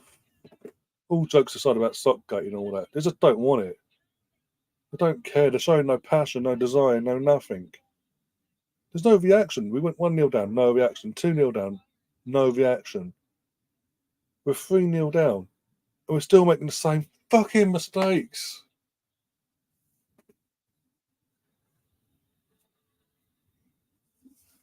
But like I say, Giannis is predictable now. He'll just play it safe now, subs-wise. He'll play it safe and go, duh, duh, duh, duh, duh. Right, Stina, he hasn't worked. Off you come. Russo, on you go. He won't change anything tactically in terms of formation or nothing. And he'll just go, duh, duh, duh, duh, duh. It'll be the same setup, but different phases on the pitch. So nothing will actually change. And that's where I go after Giannis, because he's tactically inept. How many times has he been found out this season against West Ham, away at Tottenham? Yeah, you look concerned, you motherfucker. Liverpool, Paris FC. He got found out. But everything's okay, guys. Man City at home in the cup. Everything's okay, guys. But our club was stupid enough to give this guy. They're stupid enough to give him a new contract. Imagine losing the first game of the season at home to Liverpool, who in the women's side of things is a shock. Trust me, they're not that good. But that happens. 2 days later, Arsenal put an announcement out. Jonas is here to stay. Congratulations, here's a new deal. Seriously? So if they sack him, I'd personally, like Kaufman says, I'd sack him. I want him. Yeah, he won a Conti Cup last year, and he did what he worked with. he works on scraps most of the season because of ACLs and all that FC. It gets to a point where he's pretty much got his full squad back, pretty much. I know Viv's had a bit of a setback recently.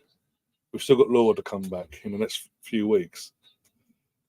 But he's got Leah back. He's had Beth back for like 3 or 4 months now. Maybe longer than that. 5 months, sorry. Maybe longer. He's brought in Russo. He's got Stina. Our attack, if you look at our attacking players wise, sorry, you've got Beth Mead, Russo, Stina, Caitlin Ford, Pelova, Viv, Frida Marnham. Just look at that on its own. Them 7 players I've mentioned there. We shouldn't be struggling like this. We should not be losing 3-0. Like our midfield options as well. Our midfielders. We've got Kim Little, Pelova. Oh, fucking. Mine's gone blank. Cooney Cross as well. I tell you, again, in terms of the bench tonight.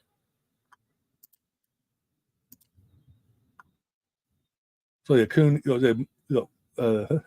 Sorry, Chloe Cass. I didn't even mention that Chloe Cass are fucking attackers. We've got Chloe. Fucking hell. We've got, that's the same, Cooney Cross. Little, Volty. You name it. We've got the midfield options, for fuck's sake. Leah Hurling, another attacker we've got. I know she's been out injured or whatever. We've got that to contend with. In terms of defence, we've got Leah just come back. Lotta Wibenway, arguably the best season she's had ever. And this is her 100th appearance, by the way, and it's going disastrous for her, by the way, poor girl. Steph Catley, Kate McCabe that can play left back, right back, attack, and down the wings as well, in the attacking sense. You've got Kundana as well. Emily Fox, who's just brought in. Got Laura coming back from Laura Vittvire, coming back from her ACL in the next few weeks, as I mentioned already. If you look at it on paper, the players we have, the talent we've got, we should not be out of a title race in the first week of March. We should not be not just out of a title race. We should not be in our 4th league, as it stands, our 4th league defeat of the season.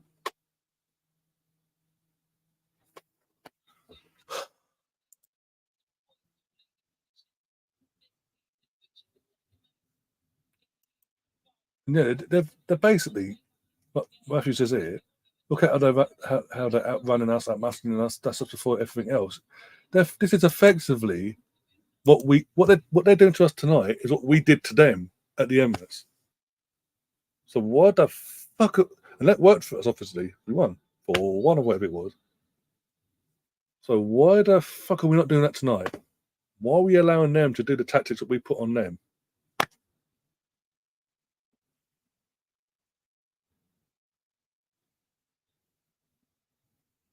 Yeah, they're blaming the socks. Claire says basically Claire says blaming the socks. I'm just like, he'd either saved himself to the final or he's blamed the socks. I'm just in general. I'm pissed off. I'm just not with that. I'm not with Jonas.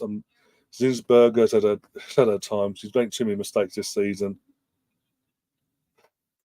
I'm just sick of it now. I don't get why we gave her a new contract. I know it's another year, but still, why? When you'll be linked with Daphne Cavender, I can't remember pronounce her second name. Aston Villa, Mary Earps have been linked with for over a year now,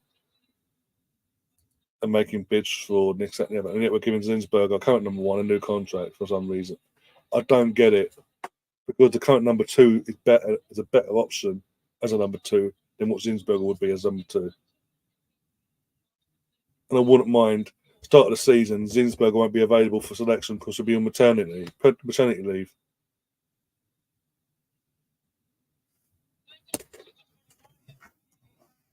So what are we doing? What are we doing? I would have thrown him. By the way, I would have thrown Amanda into the fold of our team and all that. Well, our team and all that. Go for it, but she's pregnant, so we won't see her again this season. We won't see her now.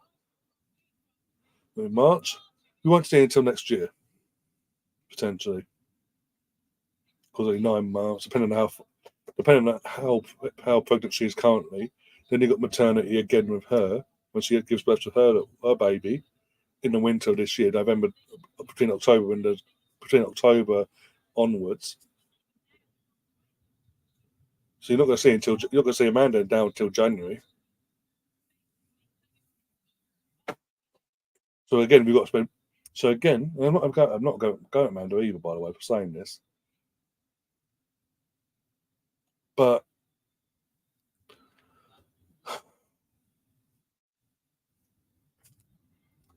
we now need to go and get another centre back in because, depending on how pregnant she is currently, as I say, she could be 2-3 months pregnant for all we know. We know she's actually pregnant. She could be two or 3 months pregnant for all we know. We, as I say, we don't know. And Kate McCabe's got a yellow card. Well, hey, there you go. Sums it all up. Typical. So yeah, we don't know how far along she thinks. That's the reason I say we won't see again. We will not see her again now until she's had the baby and gone and had her maternity leave and all that. 8th booking of the season for Katie. Shock over there.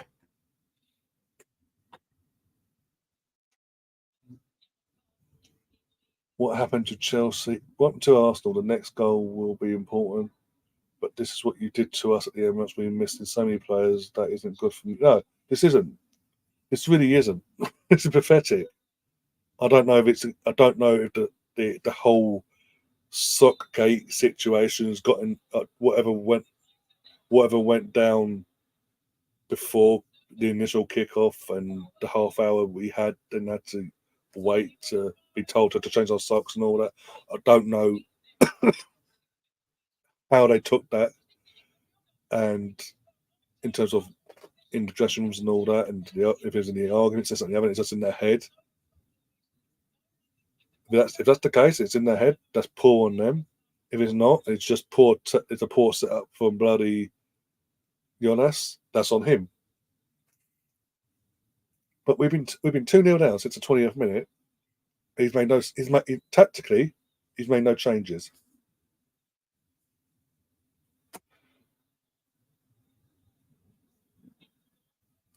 Hey,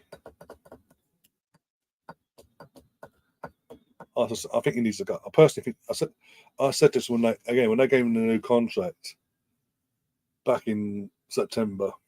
They announced it and all that. I said they should have waited, give him the season to work with this team, see what he can do with this team, and have the conversations. Yeah, have the conversations, the verbal chats, and this and the other. But don't sign nothing until you've got this season out of the way. That's what they should have done.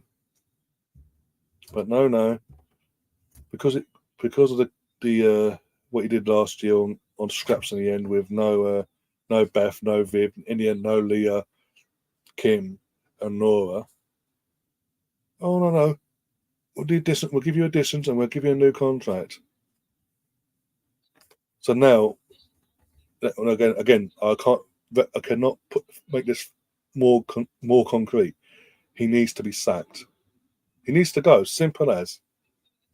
Obviously, they won't sack him for the final and all that, but come May, he needs to go. Period. No ifs, buts, or maybes.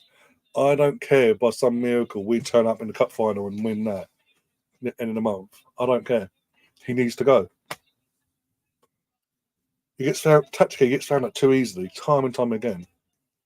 And the squad that he's got now is better than what he had when he inherited when he arrived. And yet we're performing in the league. We're on course for a 4th defeat in the league this season. This is the first defeat against a decent team in the league, incoming. The other 3 are against Liverpool, West Ham, and Tottenham.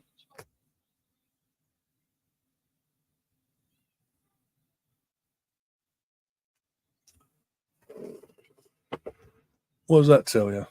Oh, and we lost to Paris FC, a team that Chelsea knocked out, by the way, in the group stages. We lost to Paris FC in the qualifying, but Chelsea made mincemeat of them in the Champions League. and Paris didn't get out of that group. But no. New contract. It's a joke. We need a better manager. As hard as it might sound, I'll be honest, I don't care. With the players we've got now, the team we've got, the talent that we've got at our hands, at our disposal, we need a better manager, period, that can take this team onwards and actually get us competing again in the league, this in general, on all fronts. Not just, with all due respect, a Conti Cup.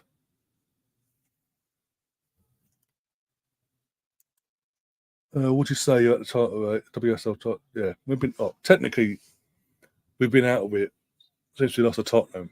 We've just been flirting in there, in and out ever since. And then West Ham sort of confirmed that Tottenham's not first this year. Again, since then we've been in and out, just there floating, within arm's reach. But tonight confirms it. We're way off the mark. But it's just, yeah, nothing else I can say in that. But tonight just confirms we're way off the mark. This is our first defeat to a decent team this season. The first of 4 defeats I've mentioned there, and it's the first against a team that's decent, and we're 3-0 down before half time. Got Man City soon in the league. That's a way. We should not. Again, I keep saying it, but the squad we have, we should not be out of a title race in the first weekend of March. We should not have 4 league as it stands. Come the end of this game, we will have 4 league defeats to our name in March. That shouldn't be the case with this squad. Period.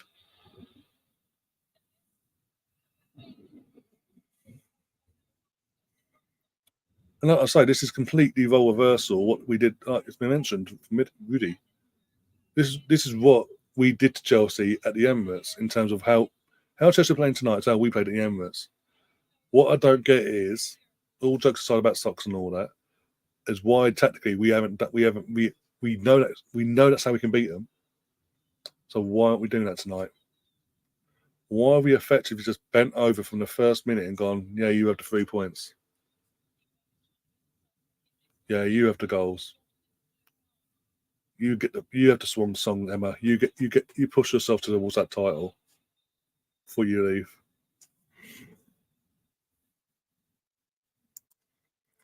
Yeah, because he's just saying. Funny thing is, Chelsea they've got loads of injuries compared to us. As I say, media are getting their excuses in before, and the commentators and all that here you go saying, "Well, I'm favouring Arsenal, but it's because of these injuries to Chelsea, But you can't rule Chelsea out.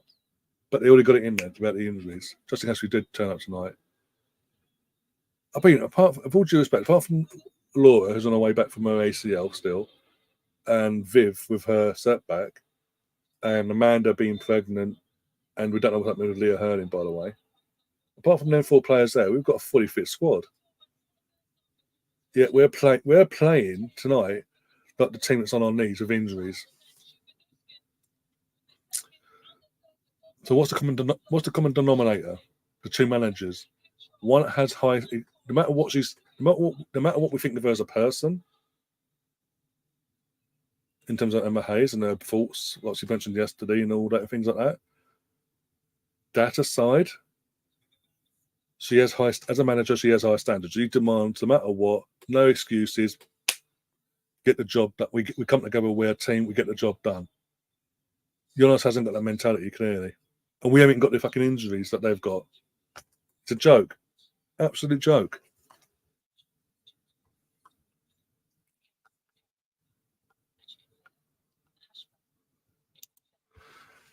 Next year, Arsenal could win it because the future uncertain. We could be in a spot you're right in now. This is what I'm saying. In terms of Chelsea, I've said this time and time again. I think you might be new to the channel, but and welcome, and I hope you do stay along, not just tonight, obviously. But I have said, whenever it does go come May,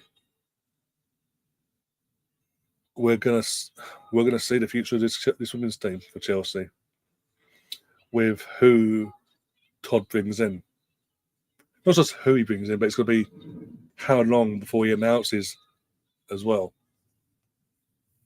Because amongst all this, you've had the rumours of the Ajax manager that's leaving Ajax end of the season. I think there's someone else that's been, another women's manager has been mentioned. And amongst all that, Frank Lampard's been put in the fold as well. Because Chelsea owner, Todd, this is the thing, Todd Bowley potentially is about to do to the women's team what he's done already to the men's team. And we should be ready to pounce on that. But with all due respect, and I get what you're saying, we should next year be winning the league next year. We should be taking advantage of this. But if you're honest, I don't trust the guy.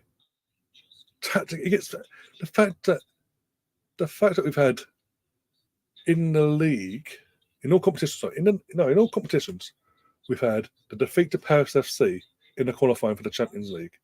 And the excuse back then was it's just after the World Cup, play fatigue, This is a person, by the way. This is the manager, by the way. They put Beth in them qualifying for the qualifying games for the Champions League. He had Beth Mead on the bench, but then she didn't play. And that was in August. She didn't play until October. And by the way, apart from them 2 games that I mentioned there, them 2 qualifying games, she then didn't feature on the bench until October when she made her comeback properly. But yeah, Paris FC. We lose them on penalties. But in general, we lose. Opening day at home to Liverpool. Again, in the women's football, not a good team. We lost to them. It was embarrassing. He then gets given a new contract after that. Make that one make sense. We then, for the first time in our history, in the women's game, lose to Tottenham away and failed to score against Tottenham in general. We then, once all that, we get ourselves back in the race, with a chance of putting ourselves in that title race. We then play West Ham away and we lose. We go 1-0 up, get paired back to 1-1 after half time. For some reason, Leah Williamson gets taken off at half time as well. And the whole team falls apart. And then Zinsberger, shock horror, makes another error that led to their winning goal. And she hasn't been dropped since. In the league, she hasn't been dropped. And then tonight, she's made a clanger for the first goal. But she won't be dropped. And amongst all that, that's as I say, Paris, Liverpool, Tottenham, West Ham, Chelsea tonight, and in between the Tottenham and West Ham, West Ham and Chelsea game tonight, we've played Man City in the FA Cup at home and lost 1-0. And we created chance after chance after chance after chance in that game, and we lost 1-0. So that's 4 league defeats, defeating the Champions League qualifier and an FA Cup. That's 6. We've got a cup final around the corner, which going by tonight, we're going to get absolutely pumped in that one. This is meant to be a dress rehearsal for the final in a couple of weeks' time. If this is a dress rehearsal, we're fucked. I fucking said I didn't want Chelsea getting through that final. Because what are the odds on Chelsea losing 3 finals in a row under M. Hayes? What are the odds?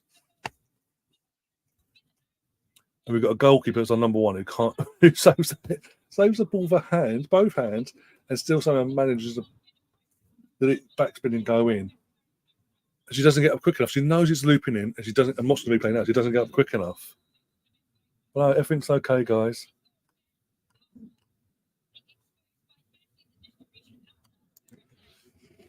Well, except Leicester. I mean, Leicester. What was it? 2-0 there. Exactly, 2-0 down at half time. Away to Leicester at the start of the season. Second half, we had an absolute storm and won 6-2.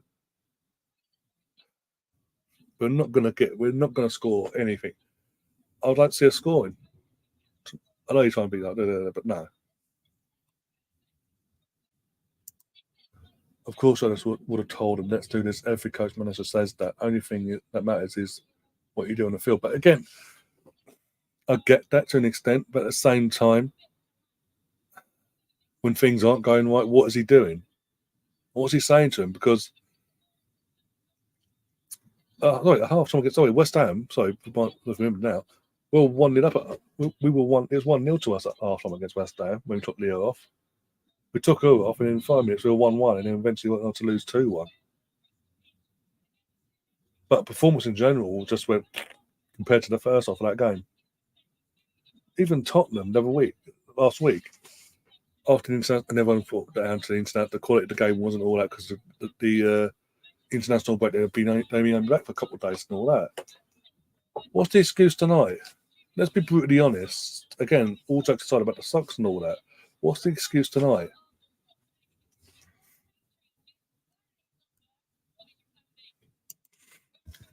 I heard we want a Leon manager, Windy, but she doesn't want to leave, and Todd got good intentions, but I don't want him ruining our good team. Left this club, he ruined men's. But this is what I'm saying. He might be putting the fingers out to these people, but the fact of the matter is, you're going to Lyon, a Lyon manager, as the owner of Chelsea, and knowing what they are domestically in terms of the force they are under Emma Hayes, she's saying no. You need to ask questions why. You need to ask questions. The biggest question you need to ask is why. And for so long, it's been this rumor of Frank Lampard being considered. That screams Phil Neville vibes. That should be even more concerning. Todd doesn't have a clue. He just doesn't have a clue. He admits he doesn't know much about football, but he's not hiring anyone that does know in the department. So to think it wants to be all hands on and this, that, and the other. Which is great to an extent if you know what you're doing, but he doesn't know what he's doing. And even then, like you say, the men look. He took over the club in general, but the men's team straight from the off is a complete disaster. He inherited a Champions League winning coach in Tuchel. Try to tell him how to suck eggs, play formations with fucking extra men on the pitch that doesn't exist because you need to break the rules basically to play that formation, for example. Or I want Cristiano Ronaldo's available. I want him. Can you put me into your system? Tuchel laughed at him and said no. And he sacked him and brought in Graham Potter. He's gone down this youth route. He's gone down the Brighton, hiring anyone that has a fucking seagull, representing the Seagulls. He's trying to bring them in, be it a player or coaching staff or somewhere in that fucking club. He hasn't got a fucking clue. And then after, this is what I'm saying earlier about he goes from, obviously, he inherited Tuchel, didn't like it wasn't working straight from the off, sacked him off. Potter, who has a particular way of playing, didn't work out. He's then gone for Poch, who has a different style of play compared to Graham Potter. The last job didn't work out at PSG, but went for him. Ex-Chelsea as well. Ex-Tottenham, still went for him. And it hasn't worked. You're 11th in the league. You're potentially going to be back-to-back. Was it 10th or 11th finished last season in the end? You could effectively finish this season the same position again. But runners-up medal. You got runners-up medal, so that's okay.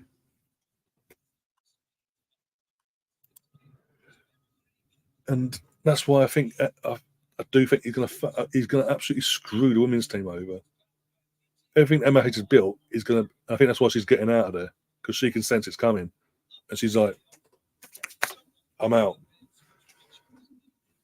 Like you said, Emma Hayes has already built that winning mentality in the team. I feel this Chelsea team would still do well until these squad players phase out. Yeah, because as far as she's concerned, there's no excuses. It's a team effort. Even if the first choice fucking goalkeeper, striker, midfield defender are all out, and this, that, and the other, they're down to their bare bones. She's not, as far as she's concerned, it's not an excuse. We all demand the same. I demand the same from everyone. If you're not for that, you know where the door is. That's the mentality she has, and with that, no matter how controversial she is of her faults that we found out yesterday, and in general, in years gone by, she gets the reaction from the players. She gives that I don't give a shit attitude, but she still gets the players playing for her. I mean, the comments after her press conference yesterday, and the fact that Jess Carter is on if you go to her Twitter now, going to her likes where her likes are, the comments are publicly bashing her manager, and she's liking it, but she's playing tonight, and not such a foot wrong tonight. Where Jonas is trying to be all friendly, nicey, we're all big one big happy family. And where's that getting us? We're third in the league. We're about to be. We're, as it stands, 6 points as we speak now. 6 points off of Chelsea, and we're in March. And we've got Chelsea in the final of the Conti Cup. We're at the FA Cup. We're not in the Champions League. There's no excuse this season. As far as I'm concerned, the second we got knocked out of the Champions League, with the squad that we've got, the depth of our squad, there was no excuse for us not to be in this title race to the last day of the season and potentially win this title. Because of the squad depth we have. Our squad is huge. But because of the no Champions League action, there's no excuse or fatigue and anything, because it's just rotate. It's just using the squad domestically instead. But he hasn't done that.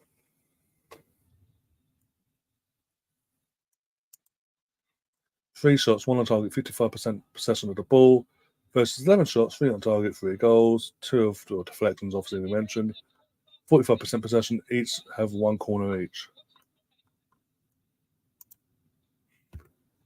Zinsberg has been ever prone for 4 years, but it's particularly this season, it's come very to the surface again. There was once in a blue moon, it was, throughout seasons and the 4 years since he's been our number one. He's made some subs. Steph Cutley has gone off for Fox. Russo's come on as well. And then I think Frida Marnham's coming on as well. So I'm trying to think now. Steph Cutley was playing on the left. That's a like-for-like sub.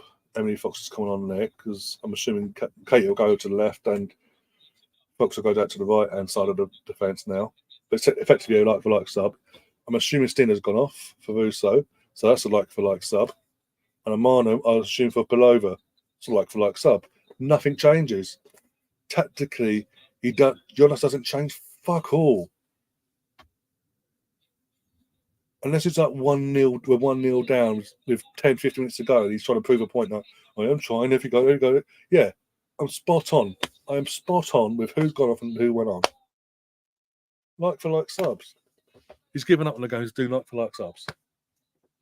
Unless it was 1-0 or something, like 10 minutes to go, he's like, throw the kicks. He'll then throw the kitchen sink and put defensive players off for attackers. But 3-0 down, he goes, no, I'll do what I normally do, like-for-like subs. We'll nip this one in the bud. Should Arsenal break women's transfer? Yeah, we should. I mean, we've made the bids, but may not have never accepted them. So effectively, we can get it for nothing in the summer and do a Russo again, basically.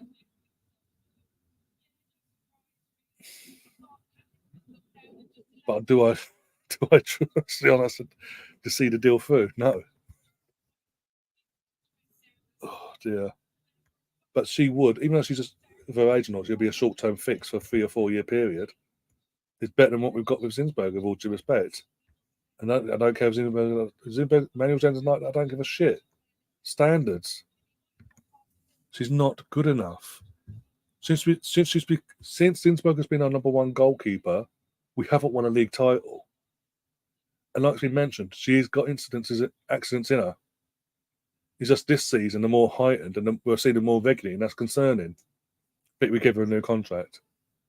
But if I'm Arsenal, I'll be all over that. As we speak now, if I'm at Arsenal, I'll be on the fucking phone to Mary's agents and working away, making that deal happen coming into the season. So coming into the season, we can go, okay, just days before the window opens, Boom, boom, boom, boom. Ta-da! Here's Mary. And go from there. And she's our number one. Bang. Zinsberger, yeah, you're going to be on maternity to start the season. Whatever, cool. You're going to be number 2, so that's number 3. If you don't like it, we're going to phase it. If you don't like it, we're phasing you out this season. You're going to be number 2, number 3.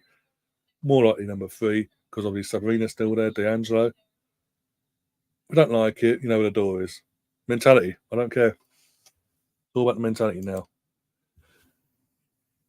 Zinsberger and Ramsdale cut from the same cloth.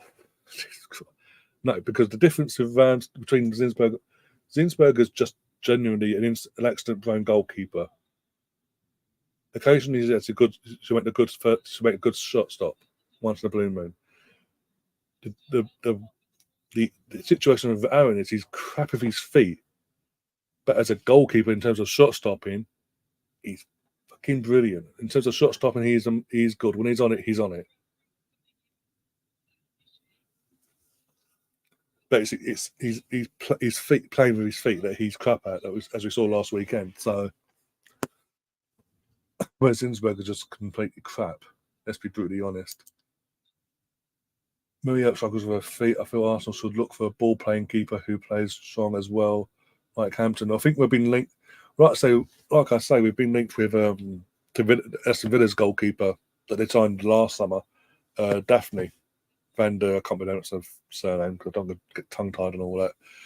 But we're linked with Daphne from Aston Villa as well.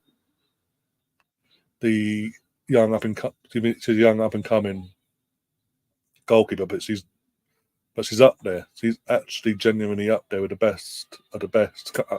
As because of her age, she's got longevity as well compared to Mary. So if we didn't get Mary and we got Daphne, I'll be okay with that. Plus, because of her age, we can mould her to make her the goalkeeper we want her to be.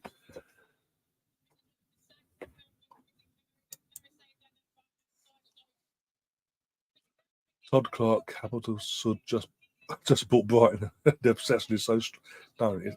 I'm in neutral and I find it funny. Bring in dessert. Oh, Jesus Christ, no. You're too inconsistent, no. I think we need a new younger player. The game is setting faster, as sad as or as good as we think some of our players are. It's phased out Cooney Cross. Catherine Cooney Cross is our future. Yeah, I've already said in a few weeks. If anything, Cooney Cross seems like she's the replacement for Kim Little, the perfect replacement for Kim Little going forward. Because Kim probably got the rest of this. If she goes beyond this season, one more season in her, once she retires. I honestly think we'll probably lose to Leicester on the weekend. I'll kill you. I'd rather not get through because can't win a final. Can't win. Well, it was your first. The other week was your first final under the new ownership, but yeah, it was Liverpool, and it's Poch as well. It's the Tottenham effect. You've got the Tottenham effect in your club now, so. Oh dear.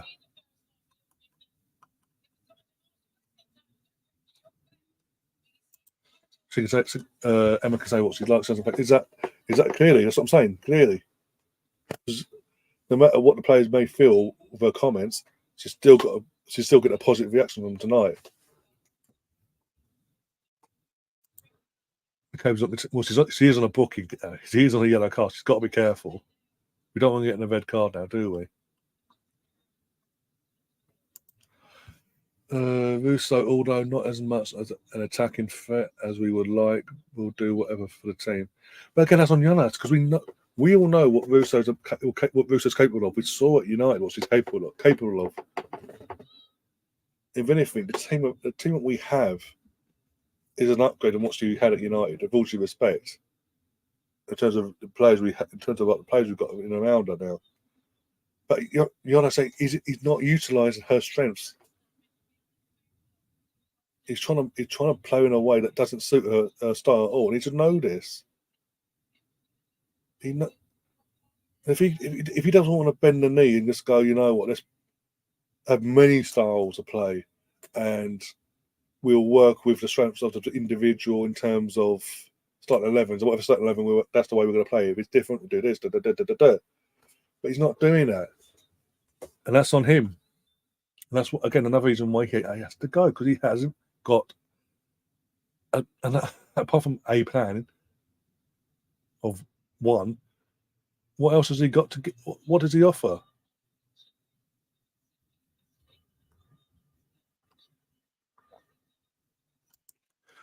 And one of the reasons I don't watch our women's team is because there's no connection of our doing that fight for each other. They did.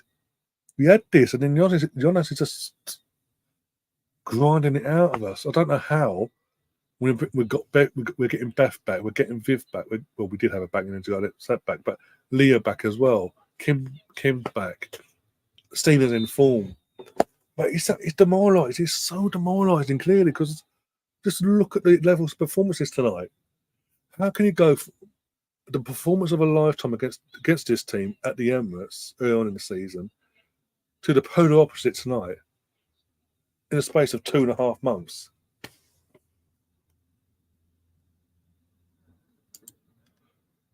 Monument and Pavlova are very different players. I would like to see Cooney cross on so he carries the ball. Exactly.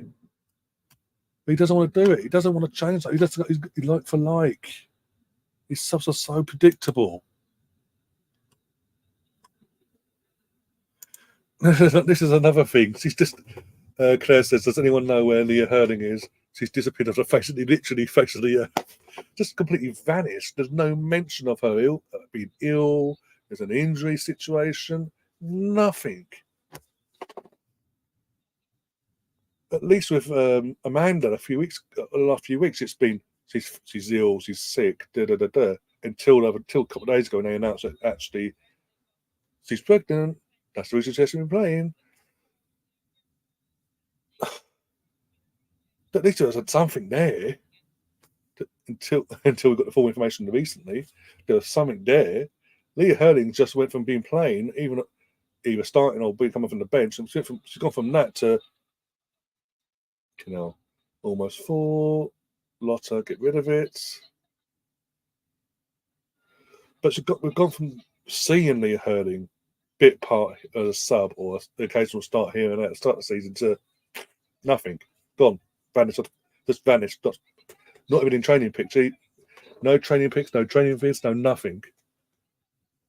Teammates don't mention anything of her in the social media posts. Nothing. It doesn't make sense. And you've got to say, just before she disappeared, she's finally getting into her stride and getting that confidence back, getting that confidence in her to believe that she belonged here. And performances are actually getting better somewhat. And he's just gone, no. And she's gone, like, who, what, where? Who? Leah who? Leah who? What, where? Erling who?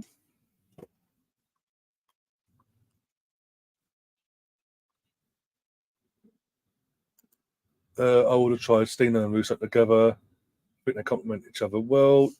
He did it against Villa, and he ended up in the semi-final. And for whatever reason, he decided to go back to normal. He went doing that. Imagine doing that semi-final against Villa, trying that out, and then reverting back to type in the next game against Chelsea. And when you're 3-0 down at half time, you go, fuck it, like for like. You don't change nothing tactically. You just go, like for like, Stina, you're off, Russo, you're on. We're not going to play together because it's 3-0. What's the point? That's effective the mindset he's putting out there. And Gary agrees with you, Matthew. Here comes Chloe. Caitlin Ford. I'm finally caught up with the comments after my ranting. Oh, God knows how long now.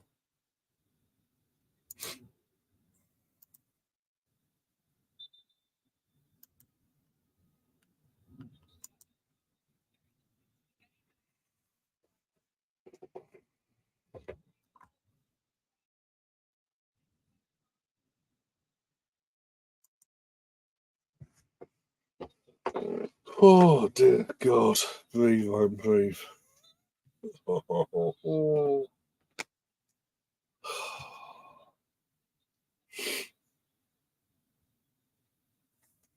Consider I've been ranting, by the way. We're 11 minutes in. What comment was that, Kermit? We're, we're 11 minutes into the second half, going 12. And nothing's changed, basically.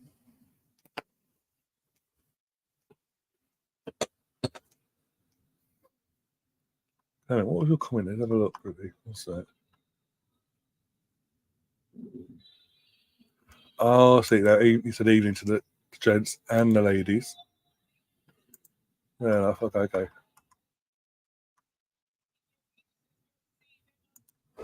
So Beth is in the false nice at the full striker, even though Russo's on the pitch. Yeah, make that make sense.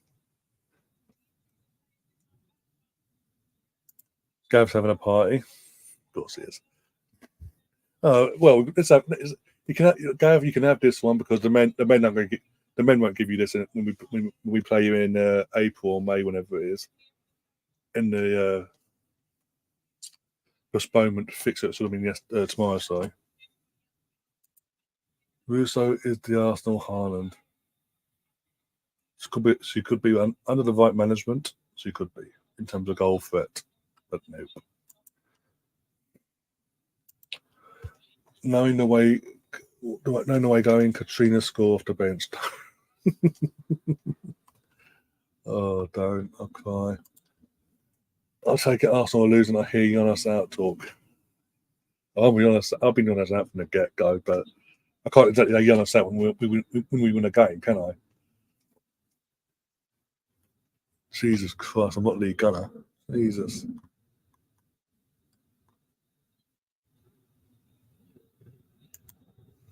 Cameron says there's a lot of players in this squad that are worth money. We should sell Viv for a start. Why? What's he done wrong? She hasn't been the same since Van der Log left. What about? She's literally been brilliant until she got her ACL, and she had an ACL for a year. She was out for a year basically. She's now had a setback. She's got to have minor surgery on her knee again. But I don't agree with that one. I'll be honest with you. I don't agree with that. There's players that need to be sold. Yes, Zinsberger being one of them. The fact we gave her a new contract, which is on the last few months, is baffling. But hey.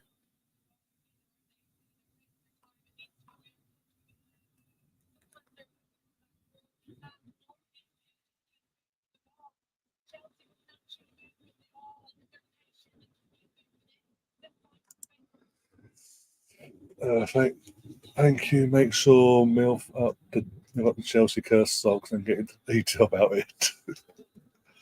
Oh, just don't.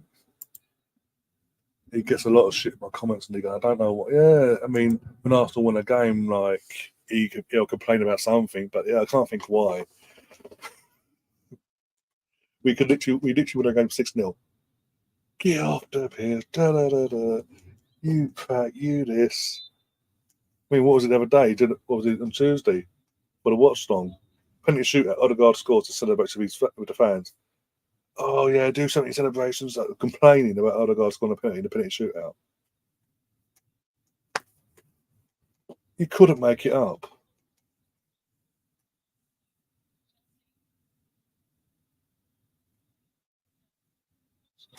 You wouldn't be far wrong, Troy. You wouldn't be far wrong. Trust me on that one. Considering most of the team, if not half the team, date each other, respectively, you wouldn't be far wrong at all.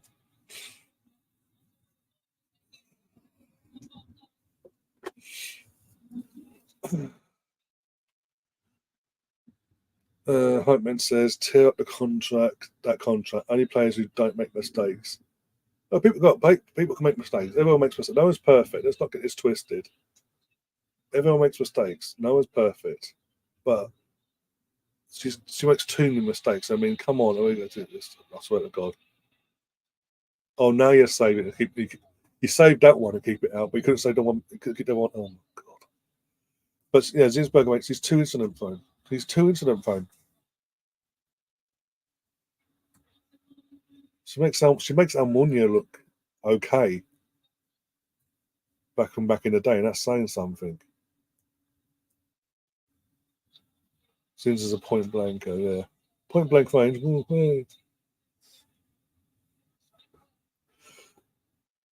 The funniest, Woody says, the funniest thing I've seen, Ty, was going on about Ryan Babel, Penno versus Arsenal about 10 years. Oh, yeah, I think, yeah. I've seen that clip do the rounds every now and then. Like was it 10 years? Like, I'm trying, when was that? I'm trying to think what year that was now. That would have been 2008, 2009, I think. It was the year we got to. I'm trying to think now. First GTM, which was not first knockout match against Eidevall. It was either 08, 09 or 09, 10 when Liverpool knocked us out the quarterfinals, when we were literally seconds away from the semi-final of the Champions League. And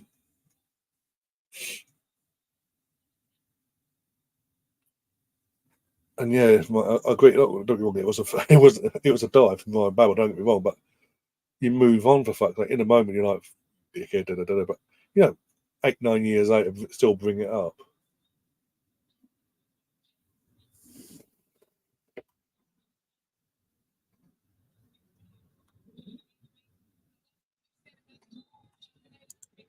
$32K in attendance is going from there. You go. Probably most of my Arsenal fans that are in their home section as well. Can't blame the goalie because it's a team effort. There's no defence. Where's the defence? Sorry. Well, I'm not just blaming her, but in terms of the first goal, that's on her. That's definitely on her. The fact you get two hands to a shot like that, it still manages to go in. That's on her. As I say, she's made mistakes this season as well that have led directly led to goals. West Ham, for example, just throwing it out there. Paris FC, 2 in that game. I remember the first one. I remember after we got one. Was it 1-0 down? No, 2. Right now, 2-0 down. We literally pegged it back to 2-2. Russo and Janbetti scoring the goals. I'm there going, yeah, and literally seconds later, 3-2. Because she goes and catches the ball over the line. Well, she goes to catch the ball and drops it because he's about to cross the line, drops it in the path of the fucking attacker.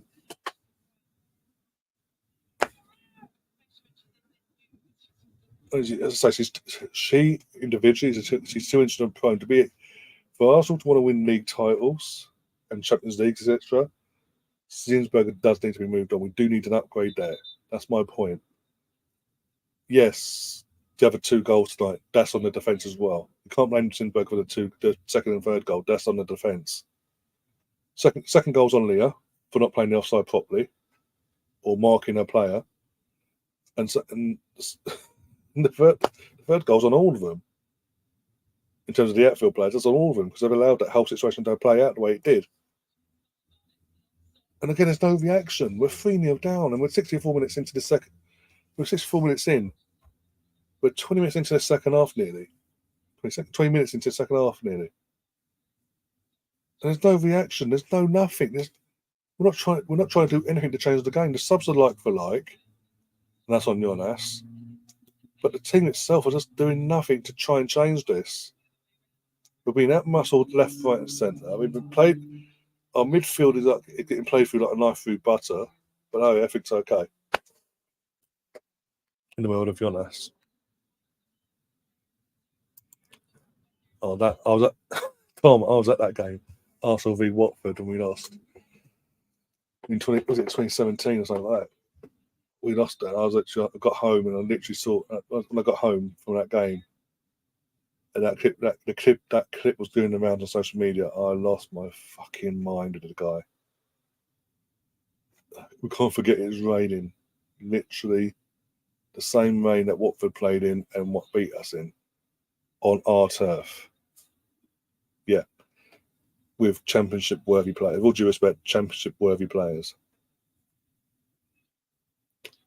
Yeah. What was the excuse when they knocked us out of the FA Cup a few months later in the quarterfinal? Sorry.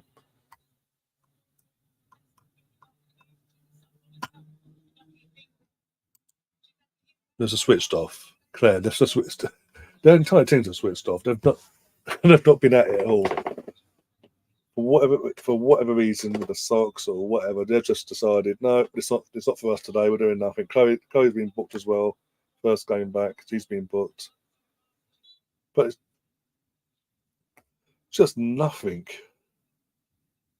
It's just that everyone's been put on snooze, basically, in the changing of the socks and all that. That someone's gone up behind them and gone snooze button.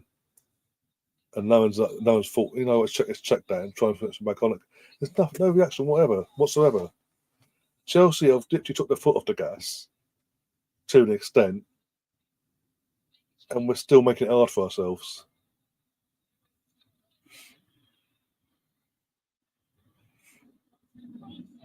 Oh, now you save it. Yep. Now you get 2 hands to a shot and you save it. Make it make sense. Let's make it make sense, please. You couldn't make it up. Oh God. Have a celebration and all our fans. You don't love it, but love it. He's been improved, and you just need to leave Odegaard space. No, to be fair, it took him time, obviously, as it was always going to be the case. In terms of Havertz, taking time for him to settle in and adapt to way Arteta wants him to play, etc., etc. And my fan base needed to give him that time. Some of us did, most didn't. One in Spain, still being a disrespectful prick. But yeah, on recent form, 4 goals, 2 assists. You can't complain. We can't complain. And then obviously on Tuesday night, he literally, the 4-time whistle went after extra time. He fell to his knees. So he was shattered. He then got himself back up. I mean, 5-10 minutes later, in a penalty shootout, second one he took out the 4 that was taken in the end, and scored. And it was a bloody good penalty as well. But no, literally, it was always going to take them time to adapt. And I always said on here, depending on what Havertz we get, will depend if this is a successful thing or not, a move or not. If we get the Leverkusen, if we get the Leverkusen Kai Havertz, this move will be a success. If we just get the Kai Havertz that we saw at Chelsea, it'll be a failure. But you need to give it time for him to adjust and get his confidence back and feel loved, not just from his teammates, but from the fans, etc., etc. And in recent times, we are now seeing consistently in the last few games the Kai Havertz of Leverkusen, the Kai Havertz that we all thought was going to Chelsea. That when Chelsea got him for 90 odd million, we thought that was a fucking bargain.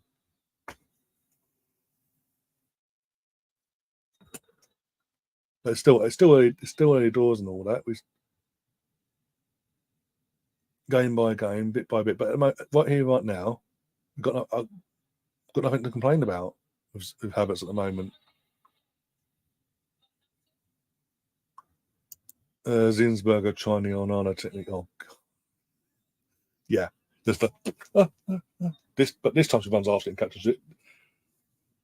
Fucking everyone saves it on the floor, watches it on her knees, watches it. It's dropping. There's the goal. It's dropping into the goal. Oh, now I'll get up and try and get to it. Oh, it's too late now.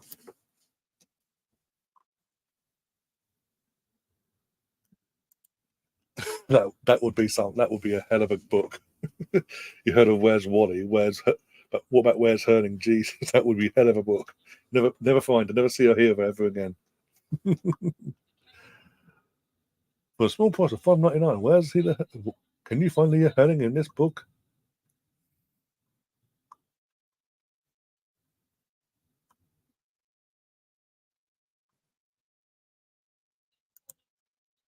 Like man says, NLF, NL running forever. Again, the red circle emojis. Yeah, I think he's a bit of a hype us up, hype man. Get us back positive, happy. do something because the girls aren't doing it tonight. And this is the only Arsenal West. Oh, Zinsberger's now down. Fantastic. He's doing it.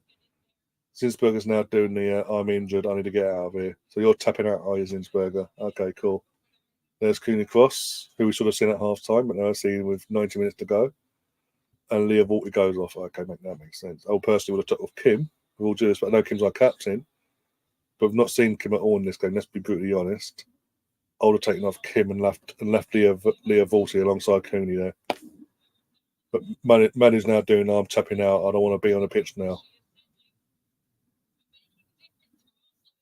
Done nothing in this game, really, in terms of using her feet. She's holding her foot, by the way, but she's done nothing to actually merit using her feet. Her just something to be injured.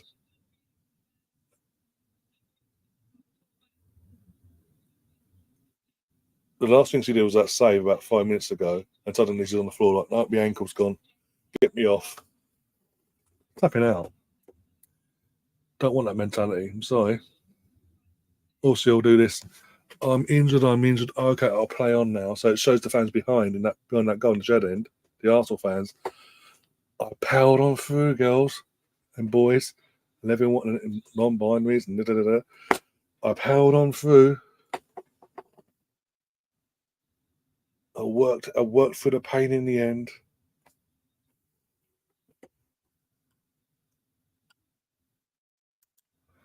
Oh, Hype Man's asking Claire, do you think Arsenal have a chance against Bayern? Well, I'll see if Claire's responded first, and I'll give my response as well. Might put my 2 pence into the conversation. Excuse me. Let's assuming Claire's still around after me moaning for 20 years.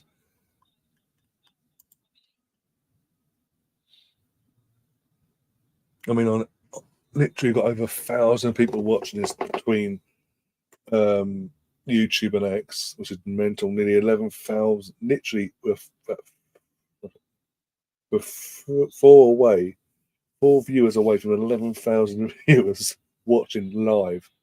One away across 2 platforms.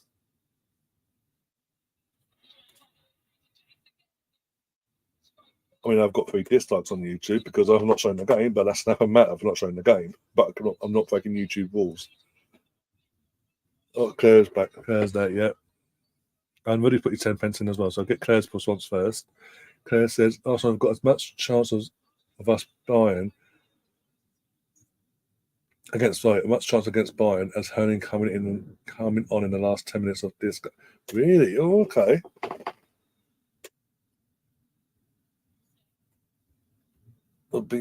Much chance of beating Bayern as Herning. Okay. That's one way to look at it. Jesus Christ. Rudy, Chelsea fan. I've got to say this. You're a Chelsea fan. Of all respect and banter aside, you've been a decent. Because your team's battering my team tonight. You've been a decent sports night. You've been good. You've been nice. So I respect you for that. Oh dear. But Ruddy says Bayern are beatable, but need to do it at the Emirates because away I don't think chances are great. No, as I say, in terms of the home leg now, especially as it's going to be no away fans at all because they're banned. So it's going to be a full capacity Emirates Stadium of Arsenal fans. Period. We've got to use that to our advantage, and we need to be winning after the first leg by at least 2 clear goals. We need to be winning. If we're winning 2-0, we've got a chance. Coming out the second leg with something, we can't. We cannot do a 0-0 at the Emirates and try and take a draw, a 0-0 because no away goals anyway. So no, any sort of draw. You don't want to be taking a draw to the Allianz. Put it that way. I think they are still beatable at the Allianz, but their fans will. I know our fans will be there in the away section, but their fans it's going to be more intense, a lot more intense than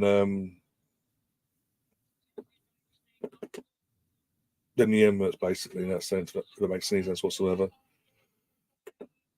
I do think we can get a result at the Allianz, but a win. I'll be more confident if we can do a job and get a win, a two goal lead win at the Emirates in the first leg. I'll be more confident then. But yeah, they're beatable. I mean, the Bundesliga's proven that. Lazio proved it in the first leg in the last round. They are beatable. Well, I know he's at Bayern Munich. It's different tactically set up, but sort of. But we know Kane inside out. We know his strengths, his weaknesses. We know how to nullify him. We can nullify him and the attackers around him, like the Mullers. Serge Gnabry's going to be his first game back for Serge Gnabry as well. Everyone's going back Kane and all that. Serge Gnabry's coming back to Arsenal. First game back since he left us 10 years ago, or whatever it was, but it's been now. He's going to have a point to prove as well. Leroy Sané. If we can keep the entire their attacking outlet quiet, and we do our job at the other end, we've got a chance.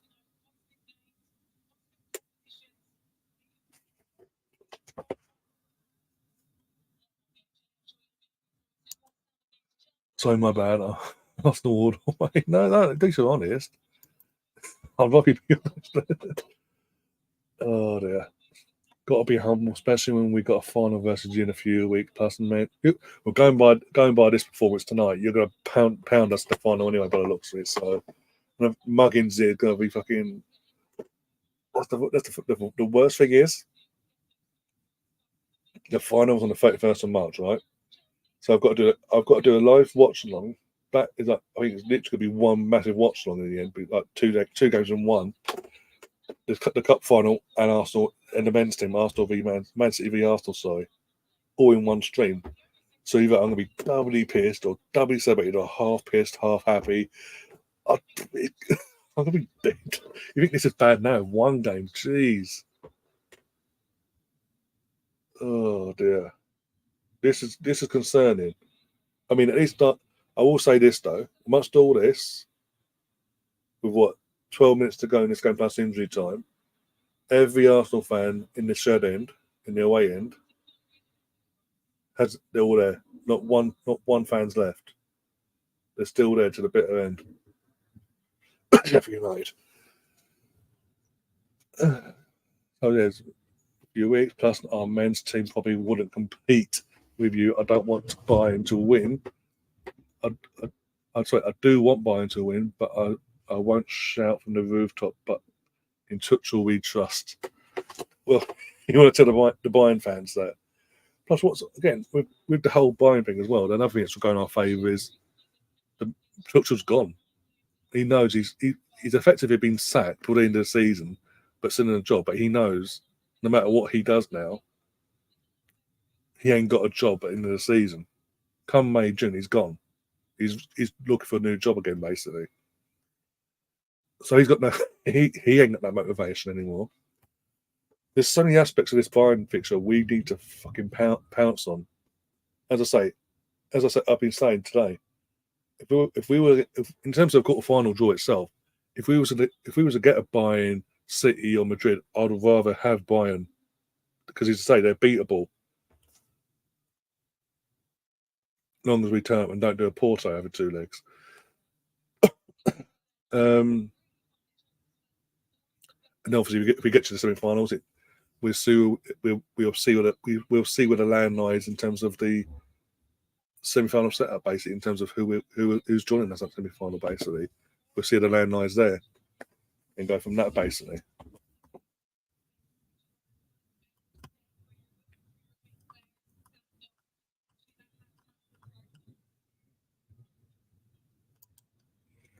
Hype man is my son. He is a man. Hype man is my son. He is a Man United fan. He is my son. Oh, okay. I bring him back, but I don't think he want to come. But it's not just he don't. He won't. He probably won't want to come back. Well, Todd want him back. There's the ego there as well. They're both falling out. who would want to be the bigger man and this, that, and the other. Public in, put differences aside and try again. Let's be honest, they wouldn't. It's a family affair. There's Viv in the crowd with McCase. And who was that next to us? Someone else next to her in the crowd as well. And Vinay's just sitting. Vinay is just sitting head up, just in front of Viv as well in the crowd. Okay, as I say about Arsenal fans, some Arsenal fans are now getting up and leaving the bridge now. In the 82nd minute nearly. As long as I would have been like, as soon as it went fair, I'd been like, nah, concourse, drink, I'm down. I can't watch this. I'll be done. Like, no. Spending my hard-earned money doing all this, and you do that to us. Again, records wise. Chelsea, Tottenham have never beaten us until this season. Had never beaten us in the league, home or away. That's changed this year under Jonas. Chelsea, I think we played them once before at the bridge, and we beat them. So there's a record there of them never beating us at the bridge. That's changed tonight. But Jonas won't say in his interview it's a short drive. No. The thing is, he'll make excuses as well for like the first goal and the first goal. I mean, it's just rotten Larkin, and the second and third, because of deflections again, rotten Larkin. It is what it is, sort of thing.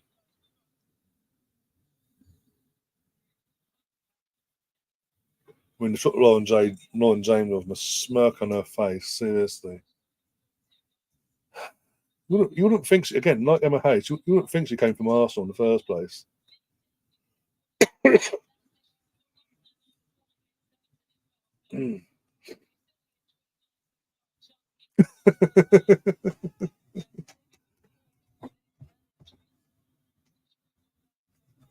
That was harsh, Tom.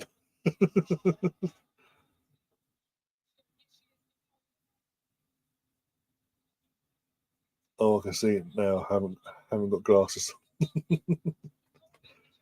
All right, Stefan, how you doing?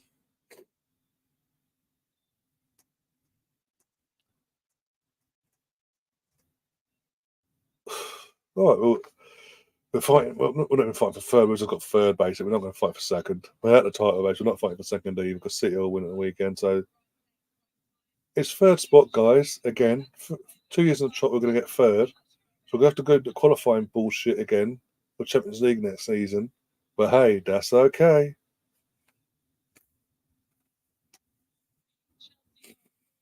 I don't know. You asked them. They're the ones that say it's arse. I'm just going with them. Oh, dear. Lauren James has no respect for Arsenal and can tell it. Yeah.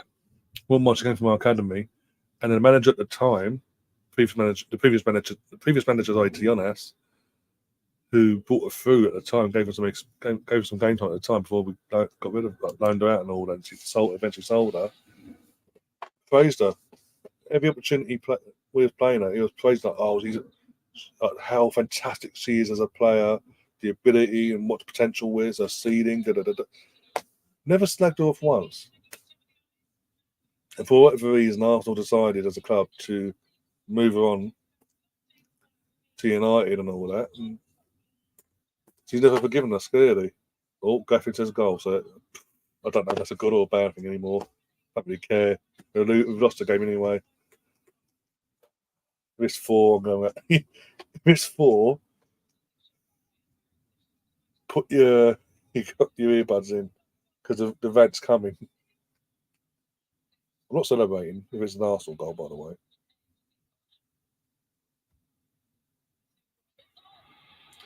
Okay. Captain Fantastic scores. We have a goal. Consolation FC. Woohoo! Look, the commentator just said, too little, too late. I swear that's our first shot on target. First meaningful shot on target.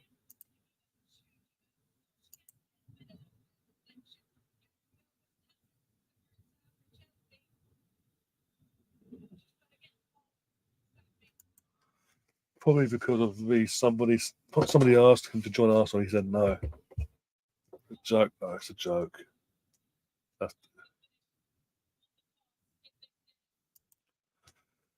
Captain Little, the only player, I'm assuming, meant, who hasn't let us down.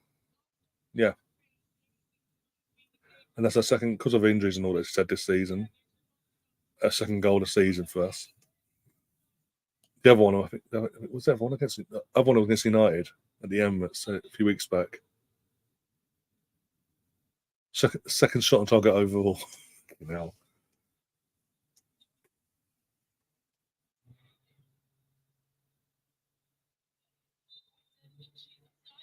Hannah Hampton in yellow for kicking the ball into the crowd. Really?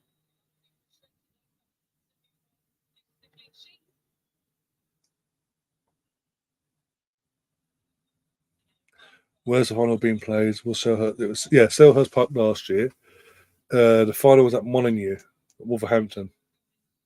Tickets from an Arsenal point of view. I don't know about the Chelsea side of things, but the Arsenal point of view are pretty much selling like hotcakes. They're like gold dust from the Arsenal end.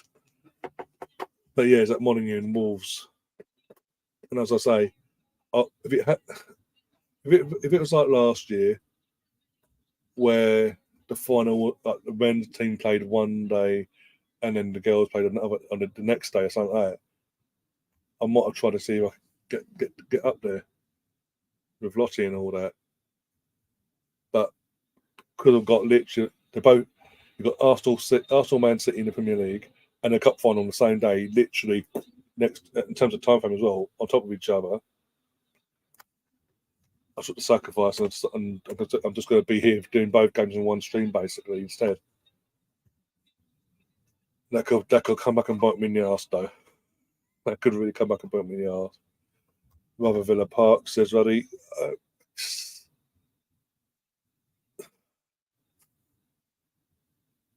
I get in terms of a stadium at the Midlands, yeah, you'd rather Villa Park, but for some reason, I don't know how they came to choose Molineux, but they chose Molineux of all places. Personally, myself, I think it's getting to a stage now where the growth in the game is there. So I've got a shot on target. Woohoo! Straight the goalkeeper though. I say, yeah, it's getting to a point where I was saying, because the growth is there in the women's game, the demand is there, and it is the women's version of the League Cup final. Personally, I think the final of this competition needs to stop being at neutral venues, like as in randomly Selhurst Park one year, Molineux another. For example, Villa Park another year, the Emirates or Stamford Bridge or London Stadium, or King Power, mentioned there, Leicester City. It needs to be focal point, FA HQ, Wembley.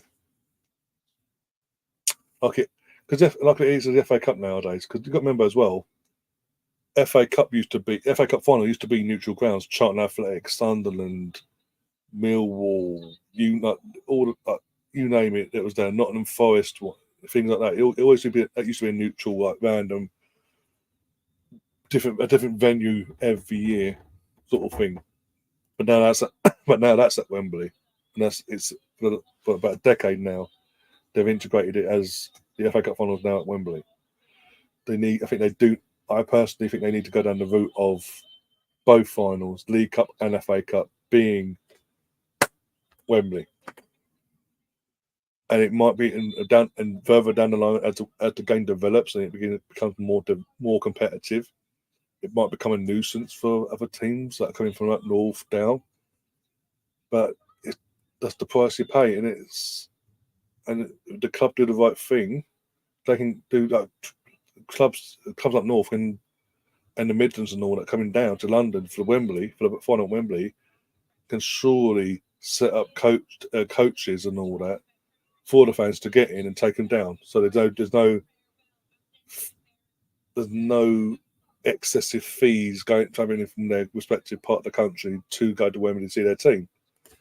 Things like that. Putting them up in depending on what time the kickoff is as well, either bringing them back on the same night or bringing them back the following morning. Rudy says, I agree, Wembley or Old Trafford. Yeah, I think Wembley. Wembley is the home of England, the home of English football, FAHQ. We use it for the final now, FA Cup final. Needs to go down that route of one stadium, one place, boom, off you go. You can understand prior to the growth in the game and all that, the demand and that demand. You can understand to an extent why 5 minutes of injury time with 2 minutes in as well. Why it was just a random different venue every year, FA Cup event at one point, and now and then less the League Cup and all that. You can get that, but now I think we're going down that route where the conversation has to happen where the random cup final venue for the League Cup has to stop, and they have to just cement it at Wembley along with the FA Cup and be done with it.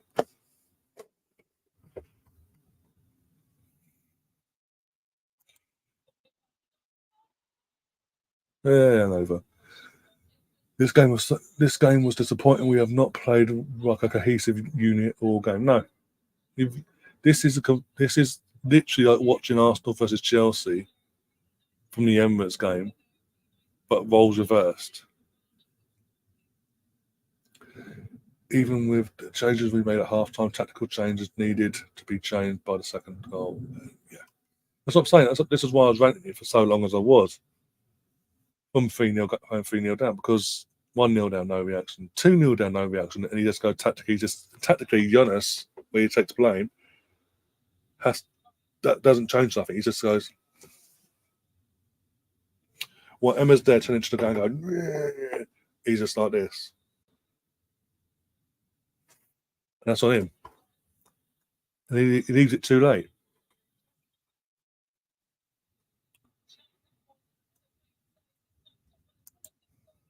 Small wins. Well, yeah, we literally won the second half, 1-0. Woohoo! As it stands, anyway. Will you be confident in the fight? Yeah, I think based on this performance, Emma Hayes in your team will go into that final overconfident again, like you did last year. It's just dependent on us now. We now need to buck our ideas up in these next few weeks and get the confidence back up. Use the next few games. Yeah, she missed the rant. We need to use our next few games in the league to get our confidence back up and get to that final, some sort of confidence in us, and do what we did last year and completely shock you and shock myself again. Because again, I'm at the point now where I believe you're going to pound us basically like this. I think this could be a repeat. I'm at that point now because of what I've watched tonight. I was like this last year. I thought Chelsea were going to absolutely tear us a new one going into the last year's final. But out of nowhere, we turned up and did a job. And I've got to have that somewhat belief that we could do that again. Somehow. Because otherwise, what's the point? What's the point of the final? Just give you the trophy before the kid walk out. Look at this. I'm like, I hate this. I'm like, when you're asking your home crowd to make some more noise as the full-time whistle goes, that says it all.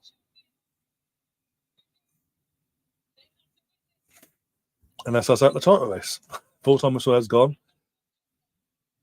And that's us out of the title race of WSL on March the 15th, 2024 at 26 minutes past 9 in the UK.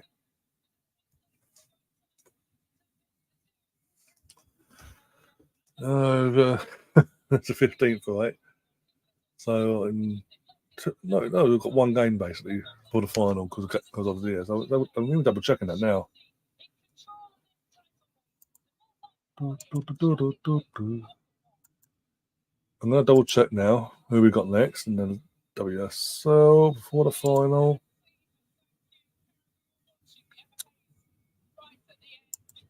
Women, that's fucked up. Villa. next Sunday at Villa Park. Fuck. Next Sunday, 7:15 at Villa Park against Aston Villa. We'll get our confidence up. We'll win. There's only one game. We've got one game to pick our confidence up and hope for the best.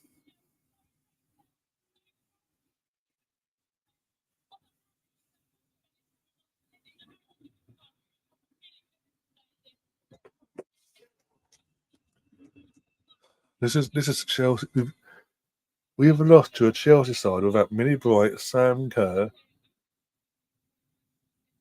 There's like 3 or 4 other players that have lost that as well recently as well. They've got 2 players. Millie Bright's been out for God knows how long. Sam Kerr and I can't remember the other one. There's someone else that's got an ACL. There's 2 players who got in the books in the last month or 2 that picked up ACL injuries. We just got embarrassed. And as I say, apart from Miedema, of her setback, we've done nothing tonight. We've been outplayed, found wanting in every aspect.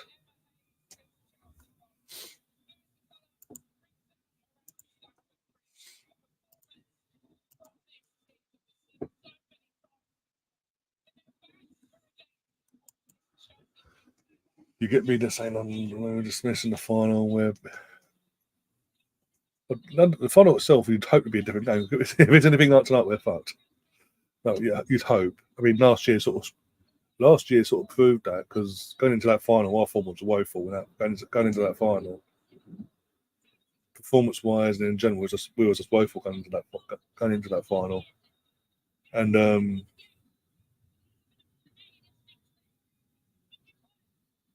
Leah looked pissed off. Don't blame her. Jonas looks embarrassed.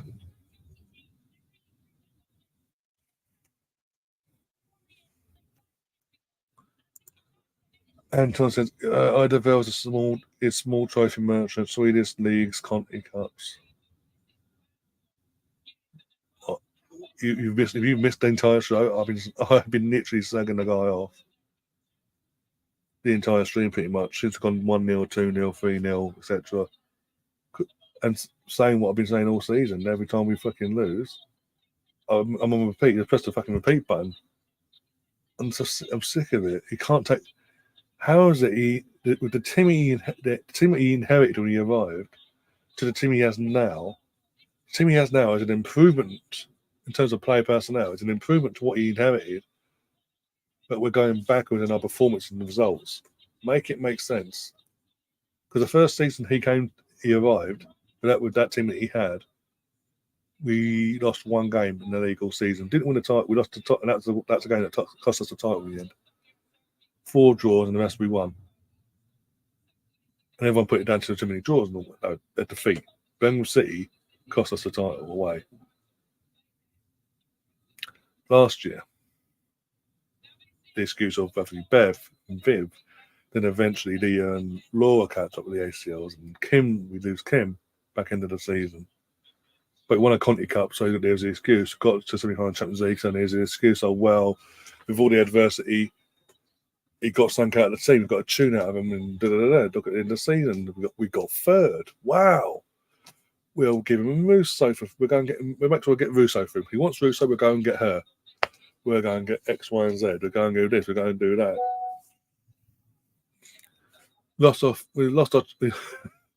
We just about got through the first qualifying game in the Champions League.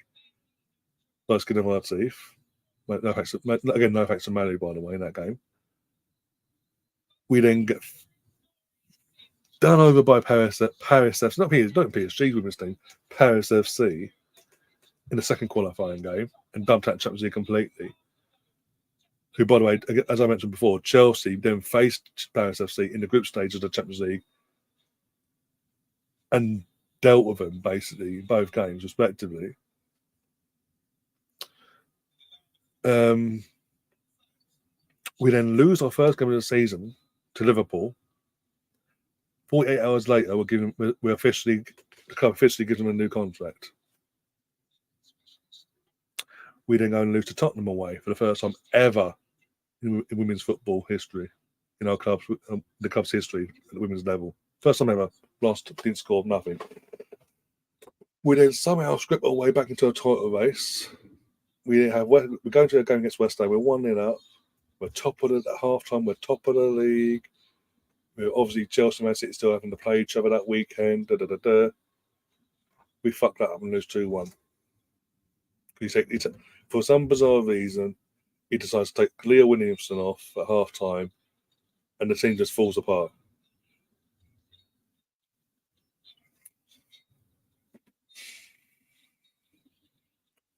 And then tonight, after showing the world how you can beat Chelsea and nullify them at the Emirates, he decides not to do that tonight. Kit clash, socks, and all that jokes aside, decides to revert to a system that we put them under, basically, in terms of how we had them perform at the Emirates. Is how we perform tonight. Absolutely appalling.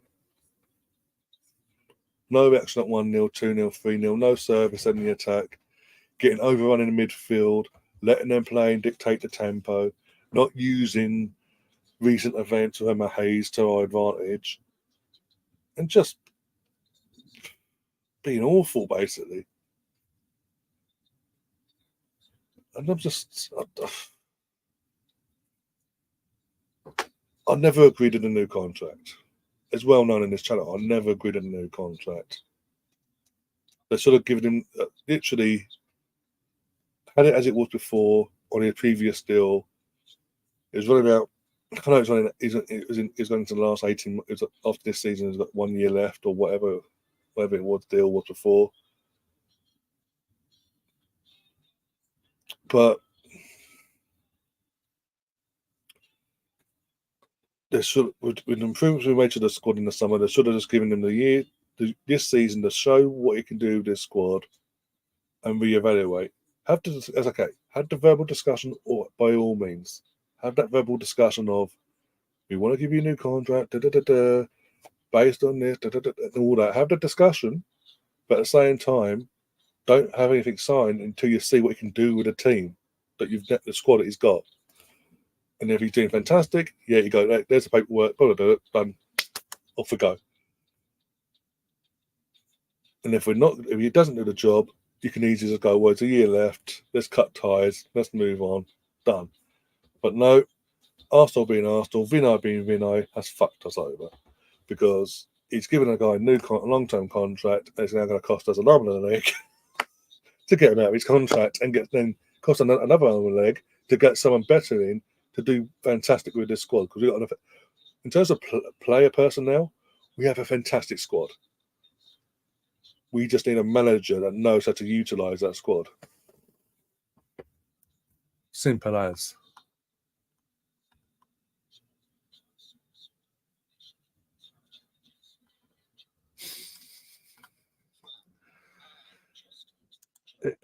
It feels like isn't that good for Bournemouth moment. What Sky said as well, Jonas managed coach like when Viv Mead and Leo return. All would be good instead of letting them work their way into the squad. Exactly. And with that, Viv's had a fucking setback with her recovery. And obviously that's the biggest what's going to piss Ryan off moment was before the international break that he made the announcement in a press conference that in terms of before a game that Viv had a setback. Basically, I'll take this down so I can get to see me properly. Viv had a setback in her leg, and basically she needed minor surgery ASAP on her knee. And they'd known that for 2.5-3 weeks prior to him making this announcement to the world. But they've been holding off because they wanted to let her go and play for her country in the international break. what the fuck for a start, what the fuck for a second, and now there's a potential she might not make the final. She won't recover in time for the final. Even if she does recover, there's no match fitness. But I don't know, I think it's okay. He's an amazing manager. Head coach, whatever. And people go, who's out there? Who's out there? There's plenty of managers out there. There's one that's in America right now. He's prior to Mike Skinner, managed the Man United women's team, who actually before when Joe left, I was saying go get her. She would be amazing. Da, da, da, da. And we didn't go to the States. We got Jonas instead. Casey Stoney. Casey Stoney. Casey. Either way, you know I'm on about it. But she was the one I said, go get her. She's brilliant. Look what she's done there. Look, she could do brilliant with us. I still believe she could do brilliant with us now, especially with this squad. With all due respect to Jonas and his CV prior to Arsenal, it wasn't the best CV in the world. It screamed cheap and cheerful at the time, and we're seeing it now come to fruition. If I've been brutally honest, to our standards, to the standards of Arsenal Football Club in general, it screamed cheap and cheerful, and we're now seeing the fruits of that. Because he's been found out too often. He's making too many mistakes, the same mistake, too many times. And that Gary mentioned obviously Viv, Leon, and Beth. Two of the three have had set in their returns from ACL injuries, respectively. Two of the three have had setbacks. One of a hamstring, one of a knee.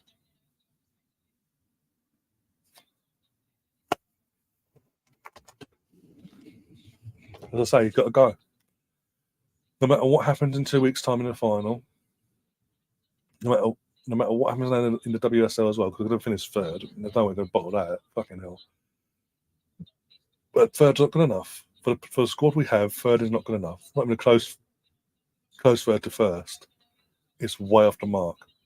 It's not good enough in general. And the Conti Cup, back-to-back Conti Cups, is not good enough. He needs to go. And we need to go and get a proper manager that knows what they're doing, that can take this team to the level it needs to be at, that deserves to be at, to compete and pounce on Chelsea losing Emma Hayes.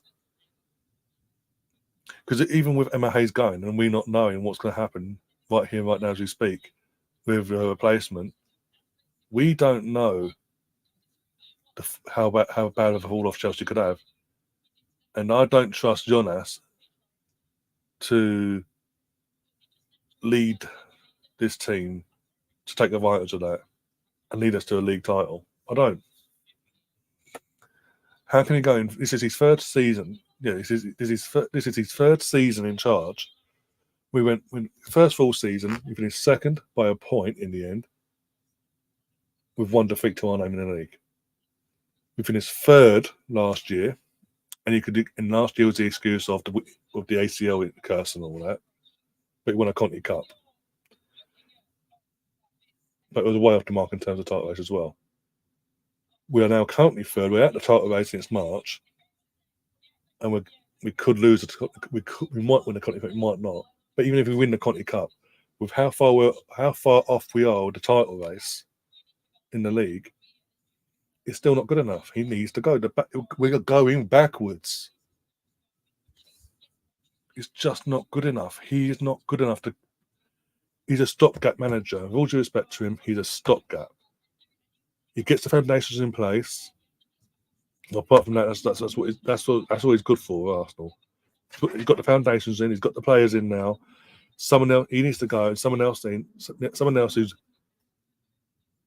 more experienced, knows what they're doing, and world class to come in and take this squad to the next level, not just domestically, but on a European standard as well. Because how many times has he got a fluke result before people realise he's just flukes results? The final, let's be honest, the final last year, as good as we were in the final in the end, that was more fluke than anything. Because realistically, going 1-0 down in 2 minutes in the final, and they just got cocky and we just took advantage of it.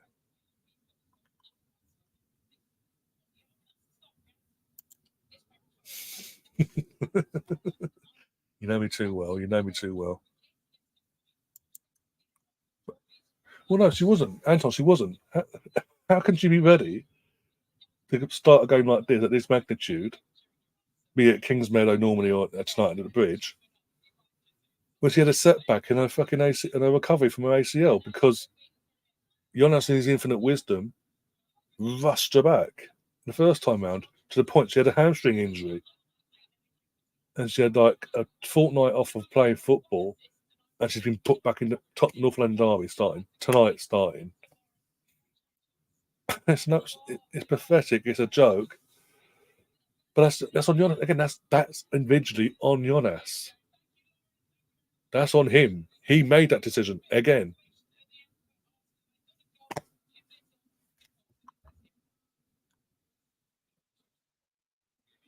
He should be ashamed of himself.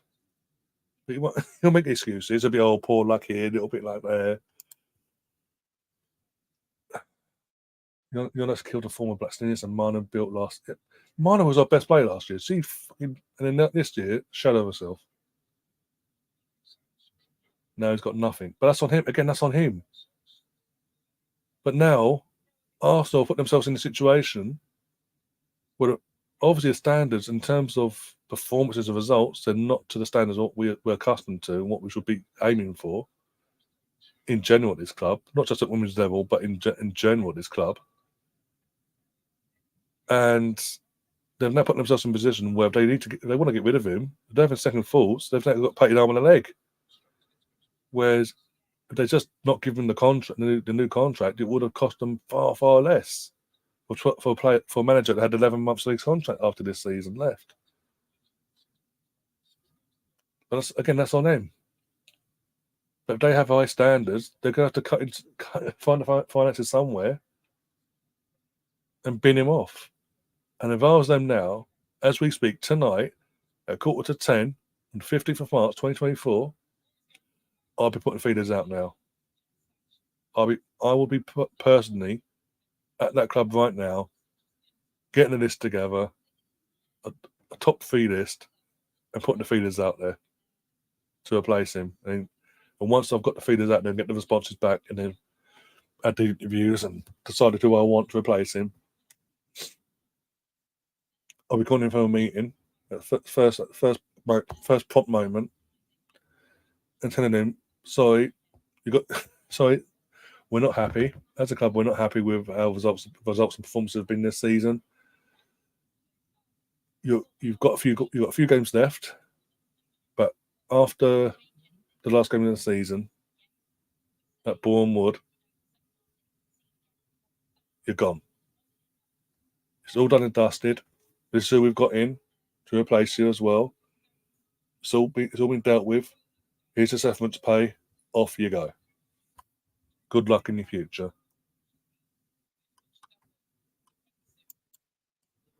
Sockgate. Don't start me on that bullshit again. Continental tyres, Brownie. Conti Cup. It's Continental. The car brand, the Continental tyres. Them. Ryan, we missed the chat on Jonas's contract. 3, 2, 1. Bang. Don't. Sick of it. Yeah, sorry, Matthew. Apologies for being so downbeat, but I just what can I say? I've just witnessed what I've witnessed for the last 3 hours nearly because of delays now. Over 3 hours now.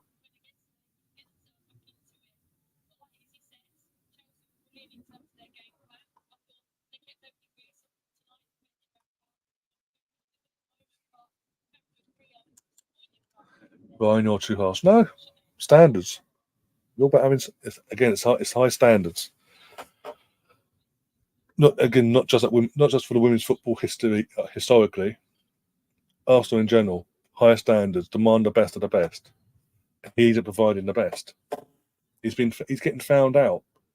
As I say, look at the team he inherited when he arrived, and what he did with that team in that first season.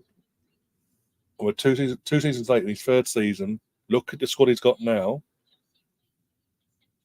and ask the questions of how he got more out of the team he inherited than he is with his team now, with his squad, with his players. As a squad, we are stronger now than what we were when he arrived in terms of personnel. Yet performances and results are suggesting a lot different standards.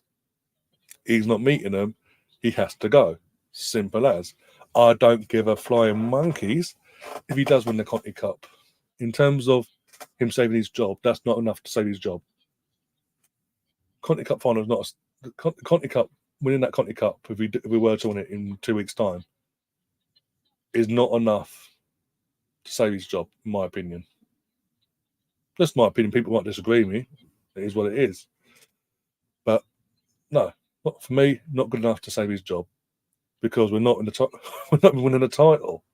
We're nowhere near.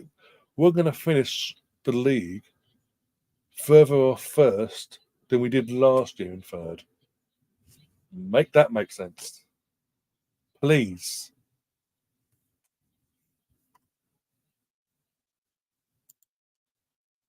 Similar to Arteta vein, the way he started.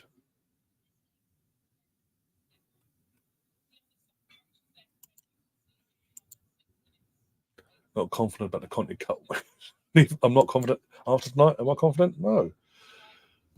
I'm now back. I'm at the stage where I was last year, going to that last year's final. I wasn't confident in that final. I've just got to hope that they shock me again. Will they? I don't know. You honest? It's down to him now. The irony here, the irony is, tonight aside, he knows how to set his team up to nullify Chelsea and Emma Hayes' tactics and beat them. We saw it. We all saw it at the Emirates. That's on him now. I don't know what else to say, but that is literally on him to sort out now. He's got 2 weeks, one game in between, but 2 weeks to sort his life out. And even then, as I say, even if we do win that Conti Cup final and we're superior in every aspect and all that, not enough. Nowhere near enough to win the cup and keep his job. If we won the cup and we finished second by a point, for example, because we've just missed out on the title, we've retained our cup, there's a clear improvement because we've gone from third to second. We've missed out by goal difference or a point, but there's clear improvement there in the league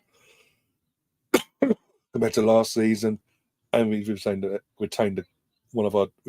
Conti Cup. Didn't do well in the FA Cup, but it is what it is. But the fact we are going to finish third, but we're going to be miles off top two, let alone top.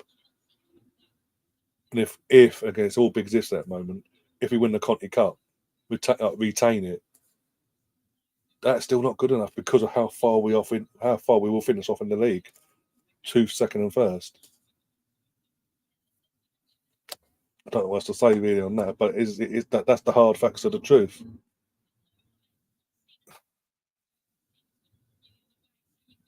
I really don't get how people keep backing you on us anymore. I don't get it.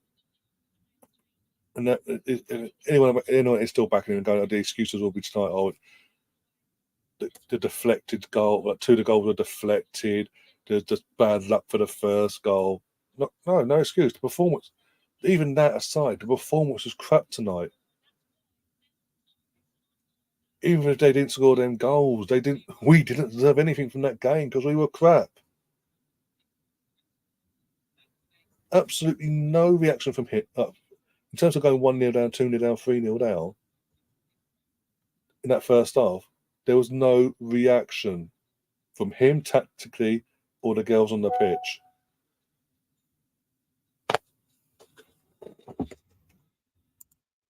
what's happening now. One sec.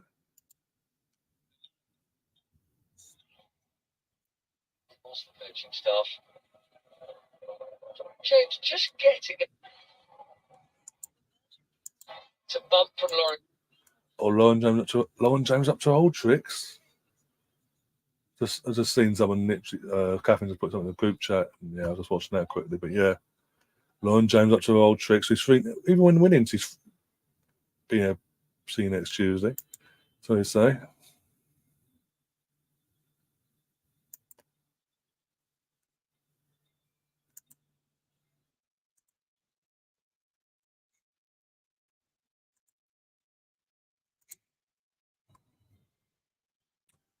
But you know what? You'll win it. I don't know. I don't know. Hope we do, but confidence is shattered now because I'm just like, we do, we don't. It is what it is. Yeah, I'm just completely deflated from that now. But yeah, with that, we are going to tap out now. I'm going to get some rest.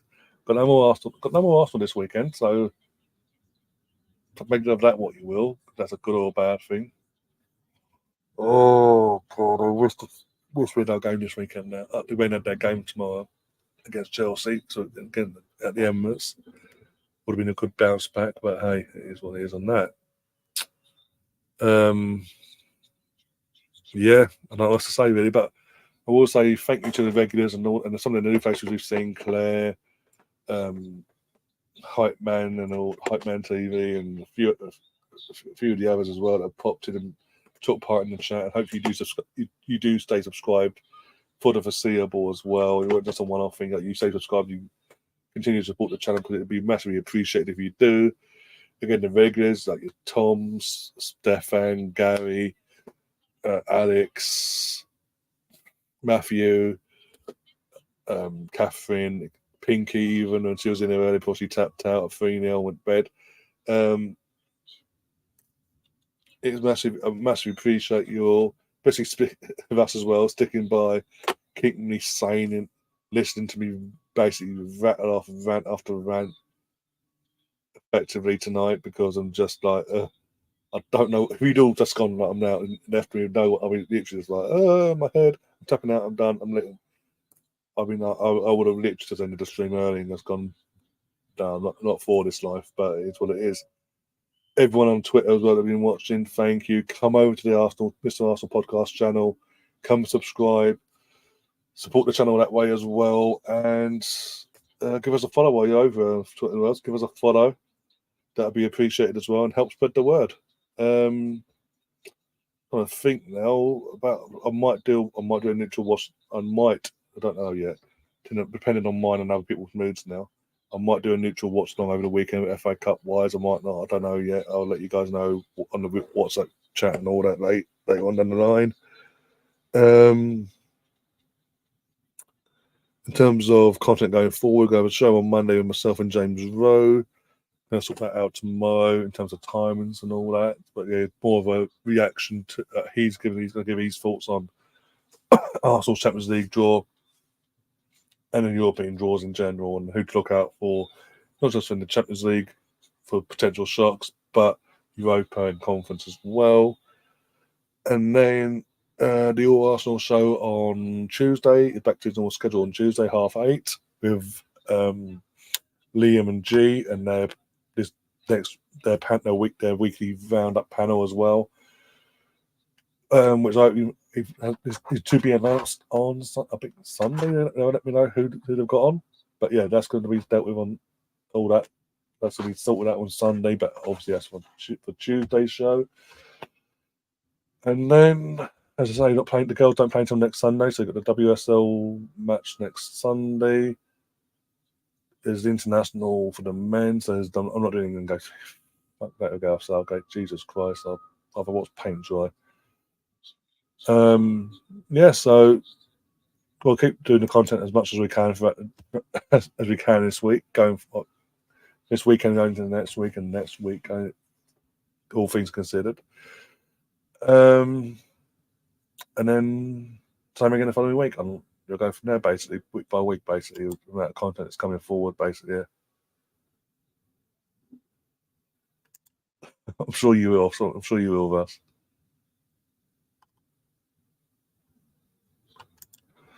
Had 20 years of watching shit at Portman Road, watching Town lose 5-1 at home after you've made an effort and paid good money. That is grounds for a rant. Yeah, I'll give you that. I do give you that. I'll come back next year. Okay, see you in 2025. I'll mark the date now. Yeah, do it right. Okay, I'll chat with Liam anyway, see if he's available and what game's best suited for him and his schedule and all that. Because obviously, as well, he's obviously got his family, got his missus. Obviously, they're due their baby number 2, as we all know. Anytime now. Well, it's meant to be in April, but he thinks it's going to come sooner rather than later. Bloody hell. And also got Bobby as well. So it's all. See if he's free, he's free. If anyone else is free, as I say, go by that, and then we'll sort something out. Maybe over the weekend to do an FA Cup thing. Set either tomorrow or Sunday in terms of the scheduling. But I don't know who's playing what days. But yeah, we'll sort something out one way or the other. And yes, as I say, Monday's going to be a podcast, special podcast with myself and James Rowe. And as I say, he's going to talk about all the obviously give his thoughts on the Arsenal's Champions League draw, Champions League in general. Who does he think is going to cause the biggest shock in the quarterfinals and semi-finals and all that? Plus Europa and Conference League reaction as well from his point of view.